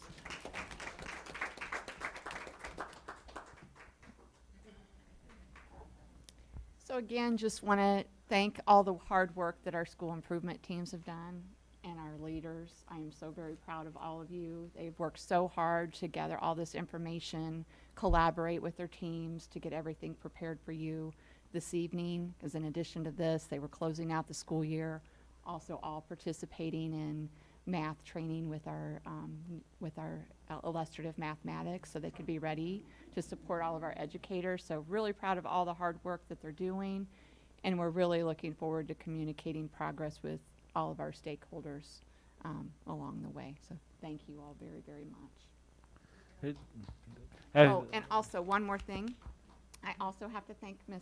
Kayla Lewandowski as well, because we couldn't have done this without her. She has been a huge support for us. So thank you, Christina. So I do have one more question, nice for you. So we've heard some wonderful things that all these plans were bottom up, planning was the bottom up and collaborative ideas per building, attuned to the population in each building. We're one Urbana, but we have different needs in different places. But I was wondering what processes are in place at the central office to allow for the sharing of things that are working in each building? Right, that's a very good question. So some things that we're thinking about for next year as well, and also supporting a lot of new administrators, right? So we will be joining those SIP meetings, because that's really important that we are looking at feedback often and really communicating that to all of our stakeholders within our schools, our families, our board, our community. And so that's even going to be part of the umbrella with Program Council. It's really focused on continuous school improvement. So the structure of how those school improvement teams are within the schools will have support from us at all of our schools as well in those spaces. So that, I hope that answers your question. Yeah. Anyone else with final opportunity? All right, well, thank you all for a really great report. Our second study topic tonight is a special education student services update. All right, Beth Ladd is going to come up and join me for this. I hope she's still here. Okay, sorry, I couldn't see over there in the corner. But while we're preparing, I'd like to acknowledge Anna Saylor for Seaman for participating. I say sailor, but seaman. For participating in operating our cameras tonight and fighting the city council for our live feed. So thank you for putting up with all the technical glitches that aren't your fault and getting us back online. And I think John's getting our slides up, hopefully. That's a great slide, but that's not our slides.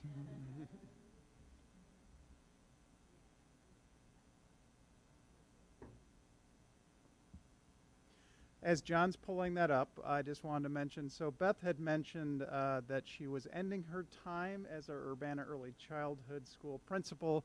And for those that are newer or new to the board, that's because she is going to be our incoming Executive Director of Student Services. As of July 1, she will be taking over for me. So that's one of the reasons why we're doing this presentation. So even though you're leaving one position, Beth, you're not leaving the district. Okay, very good. Well, good evening, everybody. Thank you for allowing us time to present tonight to talk a little bit about student services and special education. Beth and I will be sharing the duties of this presentation tonight. John, if you'd like to advance to the next slide. All right, so I'm going to kick us off by talking a little bit about student services, special education. Our department's focus is on the education of students with disabilities. At the heart of that charge for the education of students with disabilities is the provision of specialized instruction from special ed teachers, as well as related services from special education staff, related service special education to staff. Don't worry, we're going to talk a little bit more about what that means as we go through that. And while it is our charge within student services, special education, to provide that specialized instruction, the responsibility of the education of students with disabilities, students with IEPs, individualized education programs, is the responsibility of all of our educators. As we think about our students and the students we serve, it's a little bit different than our students who do not have individualized education programs, IEPs, who we serve in grades K through 12.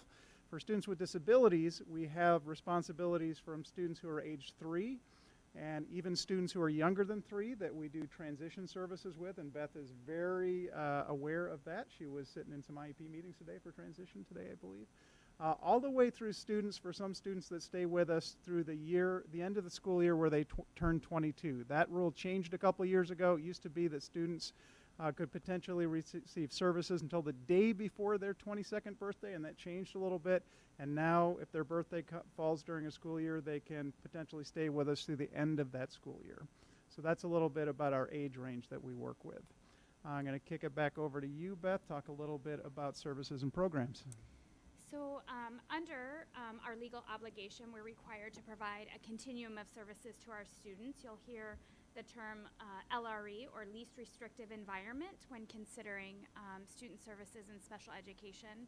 And all of those decisions are based by an individualized education team that's looking at the students' needs that have been identified through the evaluation process.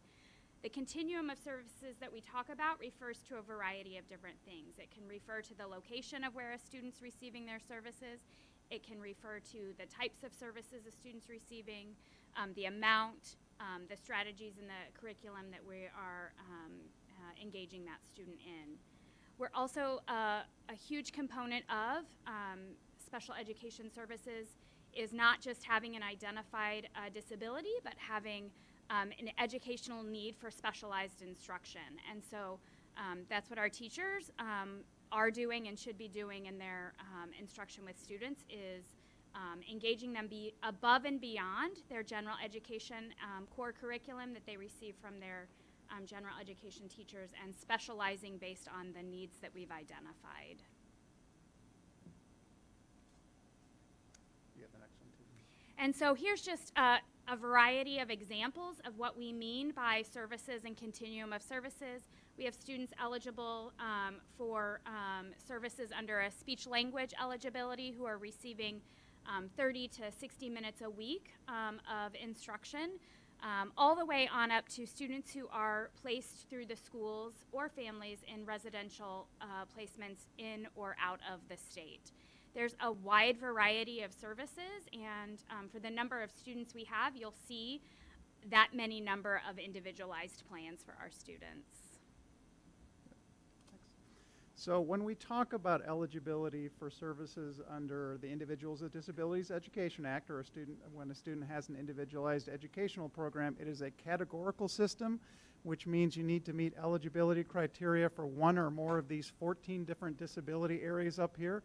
As you kind of take a quick look at this list here, you know, some of these disabilities involve sensory-based disabilities. Some involve students' academic or behavioral, socio-emotional, or functional performance. Some involve more specific medical conditions.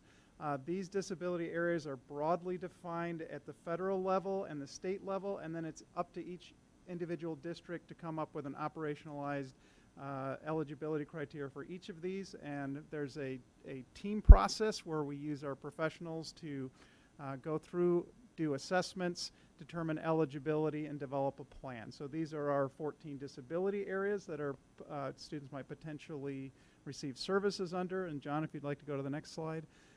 We just put up a quick slide here on, of our students with disabilities, all of them have a primary disability area, one of those 14 there.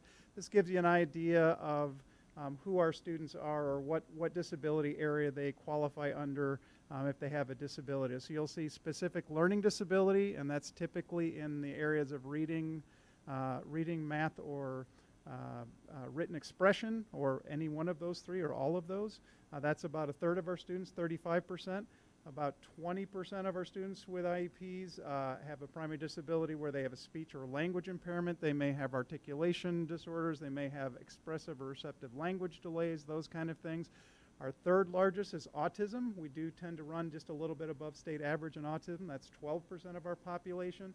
We have 3 disability areas there, all very similar in how often they occur, and that's emotional disability, developmental delay, and other health impairment. Students with intellectual disabilities make up about 5% of our student populations, and the rest of those 14 are very low incidence disabilities and make up about 2% of our population. Can I interject with a question real quick? Yeah. So just kind of curious what the assessment process is and how Sure. our students are selected for assessment? Yeah, so there's a variety of ways that happens. They may be referred by their teacher or parent for a disability. They may be, as we go through our benchmarking process and some of the assessments that we talk about, they may be scoring low on an assessment.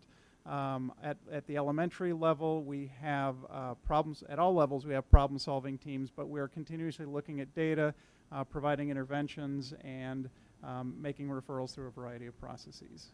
Yeah. Another thing of note when you're looking at these primary disabilities, for all areas of disability except developmental delay, you could be found eligible anytime between 3 and 22. Developmental delay stops at the age of 9.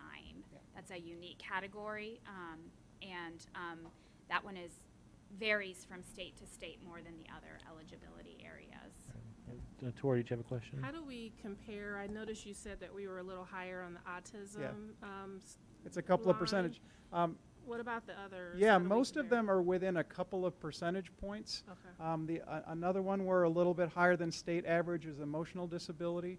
One of the reasons for that, I would say, is we talked about Gerber School. Okay. Gerber School has about 40 students. Most of those have emotional disabilities. Most districts don't have a program like that. Those students are placed there from outside the district, so that tends to have us be a little bit higher in that disability area. But we're fairly close on state averages on most of these. Okay.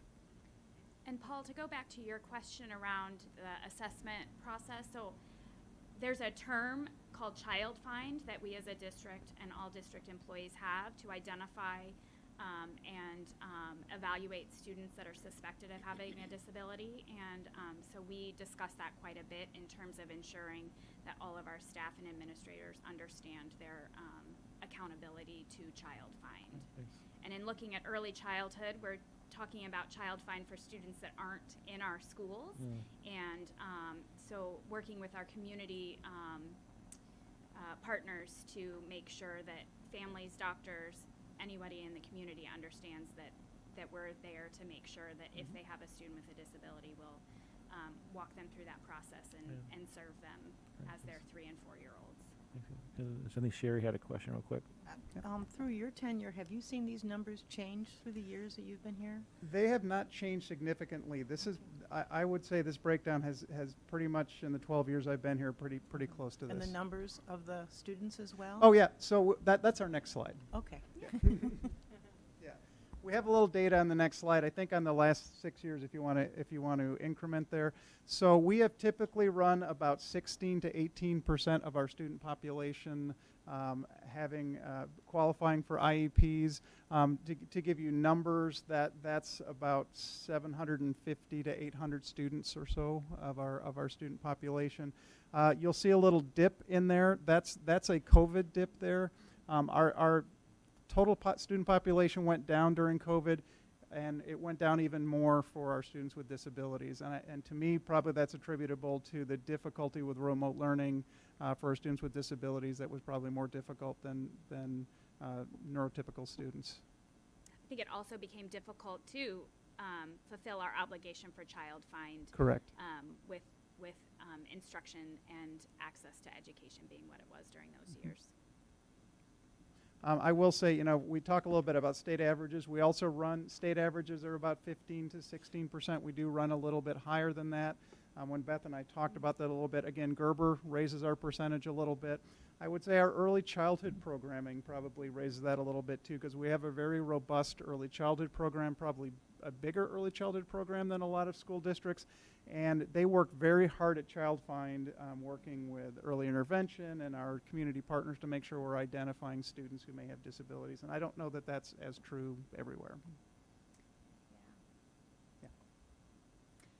So this slide is, I just think, extremely important to recognize and remember that while we have an amazing and dedicated special education staff, the education of our students who have been identified really is the responsibility of all staff in all of our buildings. And so that's just, I think, really critical for us to remember that we are here to support students to make progress in their general education curriculum. And so we have a variety of staff in our special ed department who are doing that. We have special education teachers, we have multiple related service providers, occupational therapy assistants, occupational therapy, occupational therapists is Yes. what I was trying to say there. Physical therapists, social workers, somebody's gonna watch me and I'm gonna have forgotten their role. But lots of different support staff and teaching assistants supporting our students in lots of different ways. We also have additional programs in a few of our buildings that are not available in all buildings but serve students from all buildings. And that's very typical of districts, no matter their size, that there are district-wide programs that serve students in one space. And so you heard earlier from some of the principals who talked about some of their programs. Yankee Ridge has our intensive instructional program, which is serving students with emotional disabilities and other disabilities that are impacting their social emotional interactions and growth. Thomas Paine serves our cross-categorical program.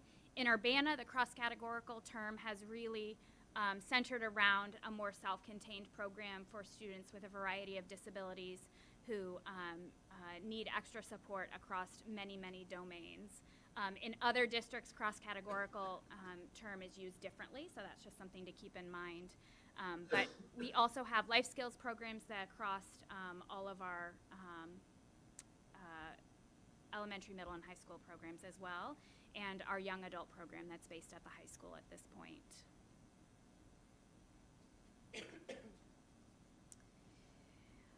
And here are the numbers of special education staff we have. And as you look at these, I believe these numbers represent people who are serving in those roles right now. We also have several positions that have not been filled by licensed staff who are being served by substitute teachers in certain spaces and substitute teaching assistants, but a lot of dedicated staff in this district who have been here for many years, who are new to the field, who come here to really support all of our students. All right, the next couple slides are mine, and this to me kind of dovetails nicely into some of our conversations that our elementary and other principals had talked about a little bit. This is some of our Illinois Assessment of Readiness data from the 21-22 school year for reading, English language arts on the left side, math on the right side. These are proficiency levels on the IAR. It's a 5-point scale. To be considered proficient, you need a 4 or 5 on there. When I look at this data, you know, this shows us that you know, at the state level, the levels of proficiency are fairly low overall at about 29%, and our district average is quite a bit below that.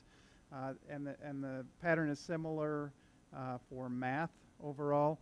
And then our students with disabilities taking the test are lagging even further behind that. So in terms of proficiency levels, that is that's an area, it's an indicator moving forward of the need for additional work and the reason why we do all the planning we do.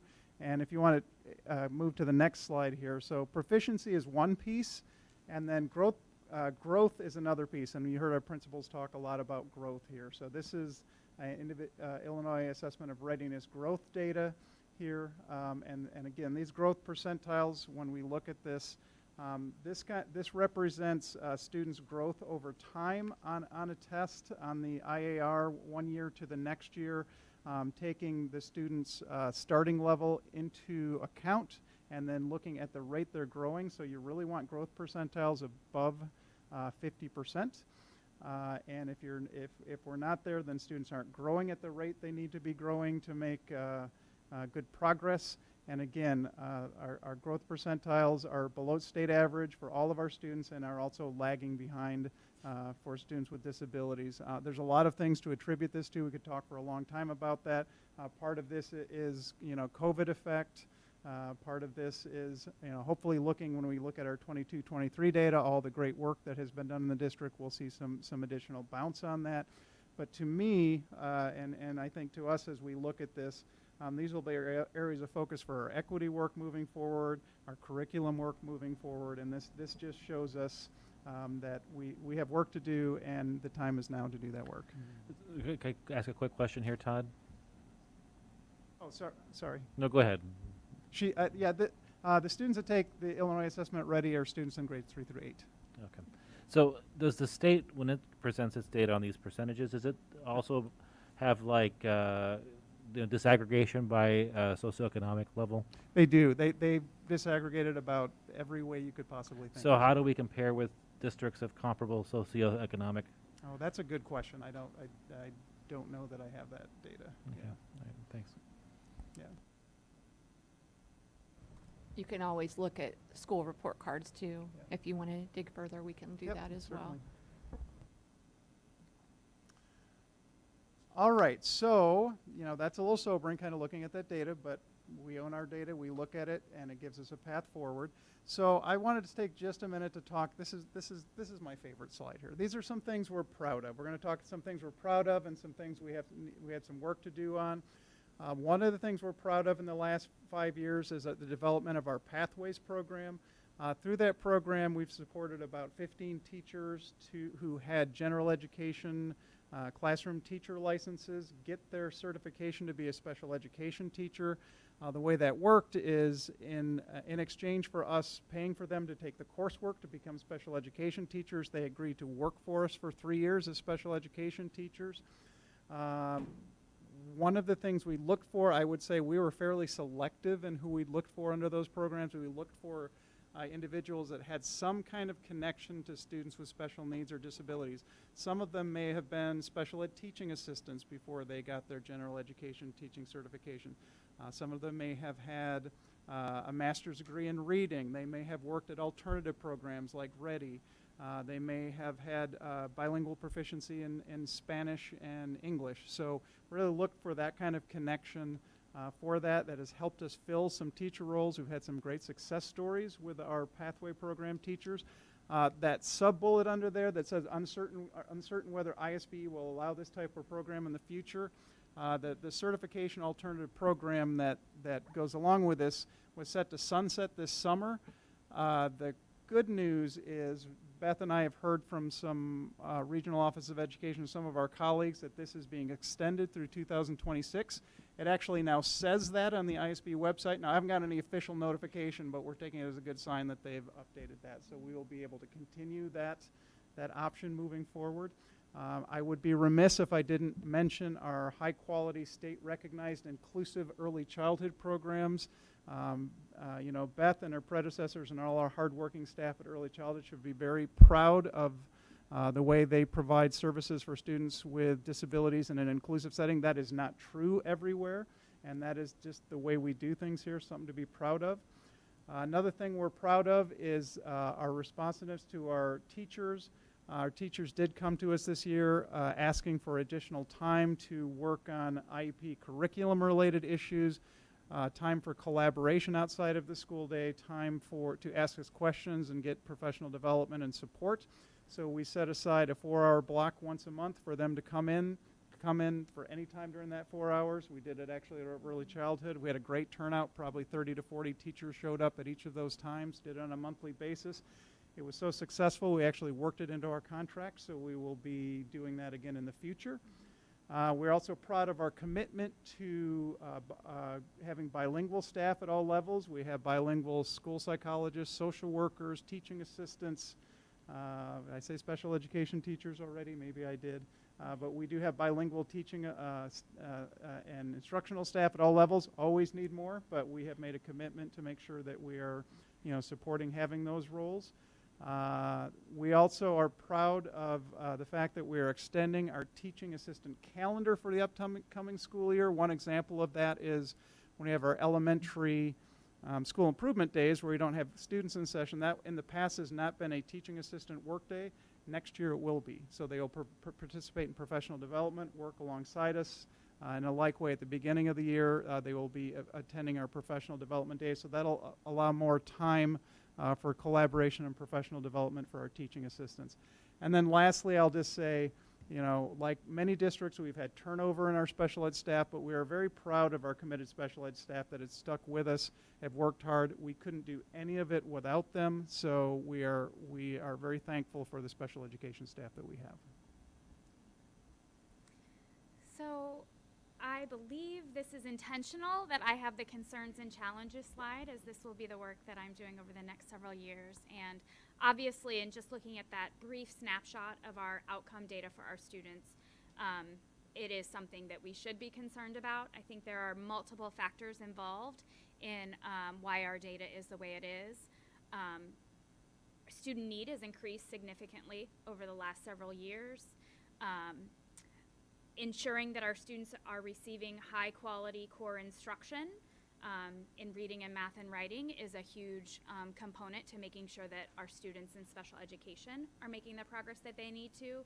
And that is a real significant issue in thinking about how much time we have in a day to engage in core instruction and additional special education services. And so having to really be mindful of that, making sure they have access to their general education teacher. And then making sure that our specialized instruction is specialized instruction and that we are not just providing tutoring or additional support aligned to and too similar to the general education curriculum, but looking at evidence-based additional instructional strategies that help students close that achievement gap. Staffing. There won't be a time in the near future where we aren't talking about this as a significant factor for us.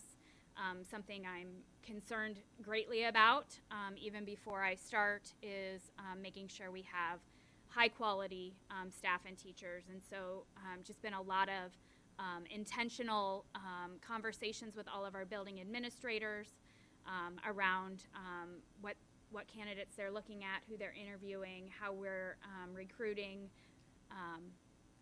This is an issue for everybody, and we're all just going to continue to steal staff from each other.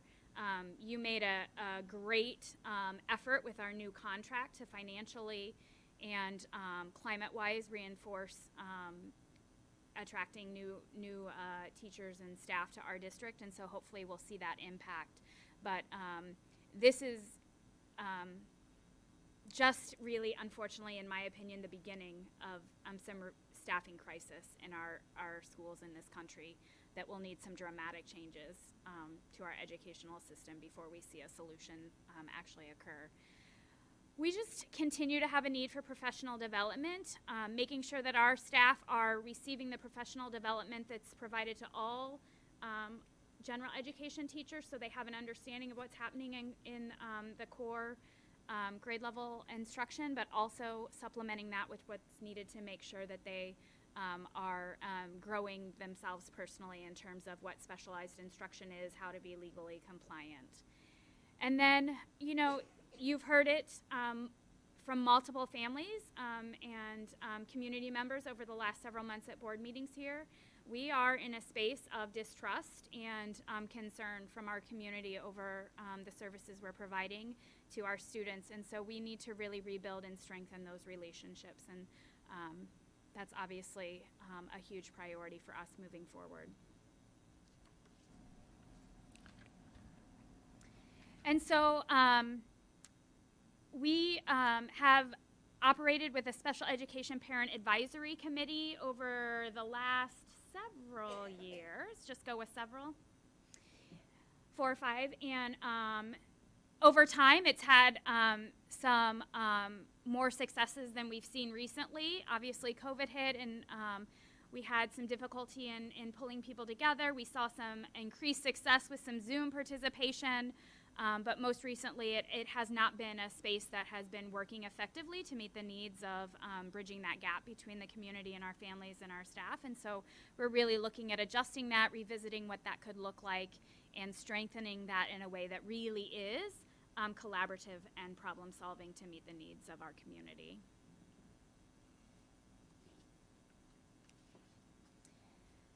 And so moving forward, I was tasked with, when I interviewed for this position, proposing a 5-year plan. And so there were several areas that I thought were really important for us to focus on. For those of you who weren't here when I was initially hired, I have actually served in the special education department in Urbana previously under Todd as the assistant director. I've also been a special ed administrator in Champaign and in Indianapolis, and then also an elementary building principal. And so I think there's a lot of unique perspectives that I bring in terms of supporting our building leaders and recognizing all that they do in a day, and yet making sure we're prioritizing our students and families of students with disabilities. And so to be very blunt, we have some legal compliance issues and some accountability across all levels. And so we've already been talking, excited to bring Maria Elvira on board and keep Katie Madigan in her role as a special ed facilitator, and creating some simple, manageable levels of accountability from district directors and superintendents all the way down through teaching assistants in terms of what some of our expectations are for serving our students. We really need to do a deep dive into our instructional practices. I think there's always pendulums in education swinging back and forth, and always different directions we're moving. And so I think as we prioritized making sure that our students were receiving core instruction and accessing their grade level curriculum, we forgot a component of what we do is to provide specialized instruction. And so I think, and I'm not speaking about just here in Urbana, I'm just speaking about in general. And I think one of the things we need to go back to is some basic work around what our specialized instruction can look like without replicating or focusing entirely on the general education curriculum, because that's what our general education teacher has the expertise in, and our special education staff need to go back to really looking at what we can do to supplement that. Communication is going to be a huge priority. Making sure that we are acknowledging and recognizing the things that are going well. Paul, you asked this earlier, making sure we're identifying those and sharing those across all of our buildings and spaces. But also making sure that we are communicating where we are in terms of some of the struggles we're facing and how we're addressing those. And so the work we have ahead of us is going to take a significant amount of time. And so while we're doing that work and waiting for the results of that, we have to communicate some really specific ways in which we are moving towards what we hope to see eventually. And then retention and recruitment obviously is a huge factor in making sure that we have the staff we need to support our students and families. And it's real intentional to me that we're talking about retaining our current staff who are doing the amazing work, and then recruiting after that, because otherwise we're always recruiting. If we don't focus on that retention, it's a never-ending process.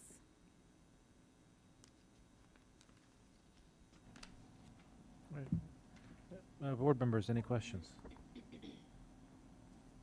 Okay, I guess I have one real quick. I mean, Let's say, what happens from a parent's perspective, I guess, when their child is diagnosed with an issue and then they're put on an IEP? Is there something that's done, I guess, to educate the parents with regards to their rights and responsibilities, and if they have a conflict with regards to a staff member following an IEP plan, and what their course of action is to get that addressed? I'll speak to what should be happening and maybe isn't happening in every space. And, you know, especially now having been at early childhood, when you're seeing parents walk into the educational realm, oftentimes potentially for the first time. And our job as special education staff in those very first initial meetings we're having with families where we're talking about special education eligibility, we have a legal obligation to ensure that they understand their rights and the process. And I think it's critical that we're really specific about articulating that this process is related to special education services and eligibility, that there's a legal component to this that we're obligated to follow, that these are not just our practices and procedures, but there are, you know, we're following what's prescribed to us through federal law and then Illinois State Board of Education. At every initial meeting in a school year, we are required to share with families the many page document that describes their rights as a parent entering that world of special education. Oftentimes we summarize what that is. We're obligated to make sure that parents understand that they have access to that. Anytime a parent is unhappy or has concerns with us, we should be bringing up that document and those rights that they have. And just as a personal example, several years ago, actually here in Urbana, we had a family that was extremely unhappy with us and wanted to file due process because we did not agree on what the plan was going to be for that child. I helped that parent personally file due process with us because that is the right thing to do. It's a very difficult system to manage, but we have a legal obligation to do that.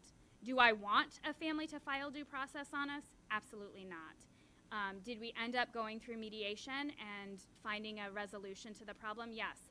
But I supported that family through that process to complain about me personally and our process. That's what we need to be doing to support our families. Many families have a great understanding of the school system and many families don't. And so we have to meet them wherever they are to make sure that they understand what they can do when things aren't going well. Thank you very much. That was a comprehensive answer. Anyone else have a question? All right. Thank you both. I could do a third presentation tonight if anybody's interested. No? All right. Not tonight. Not tonight? All right. There is no call for future special or executive meetings. Our superintendent's report. All right. So next week, I have the pleasure of taking a group of Urbana High School students. I may have a couple of middle school students that will join us. But right now, I have about 10 to 12 Urbana High School students who are going to be participating in an SEL Growing Leadership Day of Learning at the iHotel. This is sponsored by the Regional Office of Education. We have several teachers who are going to be participating on June 13th and 14th, and then the 14th, the regional office set up a student leadership focus. And so I sent this out to our current student ambassadors, our future student ambassadors, and then I have a group that I tap into throughout the year that I kind of call my superintendent student advisory group. So there were about 30 students who have received this invite, and I'm really pleased that we have right now 10 and 2 that are trying to work out schedules that can go. So there'll be at least 10 to 12 of us there. And they're really looking forward to an opportunity to just have a day of learning and talking about what it means to be a leader. So the focus of the day will be about being a leader at your school, social emotional learning. It's called the Habitudes, which is kind of a social emotional curriculum. And as I said, we have several teachers that are going to be learning about it for those 2 days, but I'm really pleased to have some students that can benefit in this opportunity. So I just want to share that. I hope you've seen, we've been trying to get the advertisement and the word out in the community. I saw it on WCIA yesterday. I think it's been in the News Gazette, but we're really trying to make sure that families know that summer meals have started. So that started on Monday. You don't have to be an Urbana School District student to benefit in coming to the school and getting a meal on site. So we've been trying to get the word out for this every year. This, to me, is such a huge benefit for our families, but we don't have enough people take advantage of it. So this year, I know we've been putting it on Facebook in lots of different spaces. The schools have flyers hanging up through the end of the year, but I really want our families to know whether you have food insecurity issues or not, you are welcome to come and have breakfast or lunch at any of the sites that we are serving where we have programming happening. So at King, UMS, Leo, UHS. So not every school. If the school isn't open for a summer program, then we aren't offering meals there, but any school that is open and available, please come and get free meals. Online registration, as you know, we were really incentivizing families up through the end of the year, giving out prizes. We gave away a couple laptops for people who went in and registered. So now it is crunch time, because once the summertime comes, people kind of forget about this until August. So please, please, please, if you have not registered yet, we're going to be sending out reminders throughout the summer. The deadline for students that are returning is July 27th. Any families or parents or public people watching this, remember, if you do not pre-register online, it can impact your ability to have transportation if you are a first student or yellow bus rider. So we really want to encourage, not for the year, I mean just for like the first week or so of school, because it does take a few days for us to get everyone on the routes. We really would like to be able to develop routes with a robust listing of students. It's really hard when we create the bus routes and then we have a whole bunch of people come in and register the last couple days of school, and then we're calling families and saying, sorry, your time for your pickup and drop off have changed. So we really, we started this early for a reason, because we really don't want to be August 1st or the couple days before school with, 20, 30, 40% of our families not registered yet. So if you know someone or if you yourself have not registered, please, it doesn't take very long and it is a fairly quick process. Go in there and get that done for us. And physicals, again, there is a lot of information on the website for our early childhood program students, kindergarten, 6th grade, and 9th grade. These are compulsory physicals. It isn't an optional thing, and districts don't get a choice of whether or not we accept this information. We're required to by the state. So we definitely hate to exclude students, but when the exclusion dates come at the beginning of the year, we're required to do this. So it's really helpful if families plan ahead. Get your physical appointments scheduled today, whether you're at Carl, OSF, Promise, wherever you may be, school-based health center. We'll take all of our students as a walk-in. So please, please, please get those dental and physical exams in. As all of the principals here talk tonight about absenteeism and how much not being in school impacts your learning, when we have students sitting at home because they're non-compliant for physicals and vaccines, it is really, really hard on their learning. So parents, please plan ahead. Use the school-based health center. That's what it's there for. And get your physicals scheduled and done this summer. The school district, again, and all offices and businesses, well, at least Illinois businesses are closed for Juneteenth on, I think it's a Monday this year, right? Monday the 19th. We are closed as well as the rest of the state. And we always look forward to being out in King Park for Jetty Roads Day on June 24th. So we'll be out there with a couple of tents and celebrating with the rest of the community. That's it. Board reports. Anybody have a board report tonight? Go ahead, Sherry. Yeah, I'm happy to announce that the Urbana Pops Orchestra, which has been associated with the Urbana School District since it began in 2010, will have a free concert this Saturday, June 10th at 7 p.m. at the high school auditorium, and it's entitled Happily Ever After. And if you're not familiar with the Urbana Pops Orchestra, its goals are to perform high-quality light classical and pops repertoire for free, and to provide a setting for young, talented young musicians, students, to learn from seasoned professional musicians. So I encourage you all to go. You beat me to it. My son's playing in that, so thank you. I will. Any other board reports? I'll add one real quick. So at our next meeting, we deferred a decision to appoint somebody to be a member of a delegate assembly at the next ISB or III convention in November. So I'll be prepared for somebody to be willing to do that. You're pointing at me. And outside of that, it'll be our last board meeting before our July break. So what we did have done the past few years is we've come to that meeting during the board report session to discuss study topics you want to add to our calendar for the next year, and to begin thinking about spitballing goals you want to set as a board for the board to accomplish over the next year. Just to start that conversation, and then when we come back again in August, we can get those finalized. So just come prepared. Anyone else? If there's nothing else, the chair would entertain a motion to adjourn. I move for adjournment. Second? All in favor say aye. Aye. Any opposed? All right.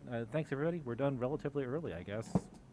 Compared to the last couple meetings.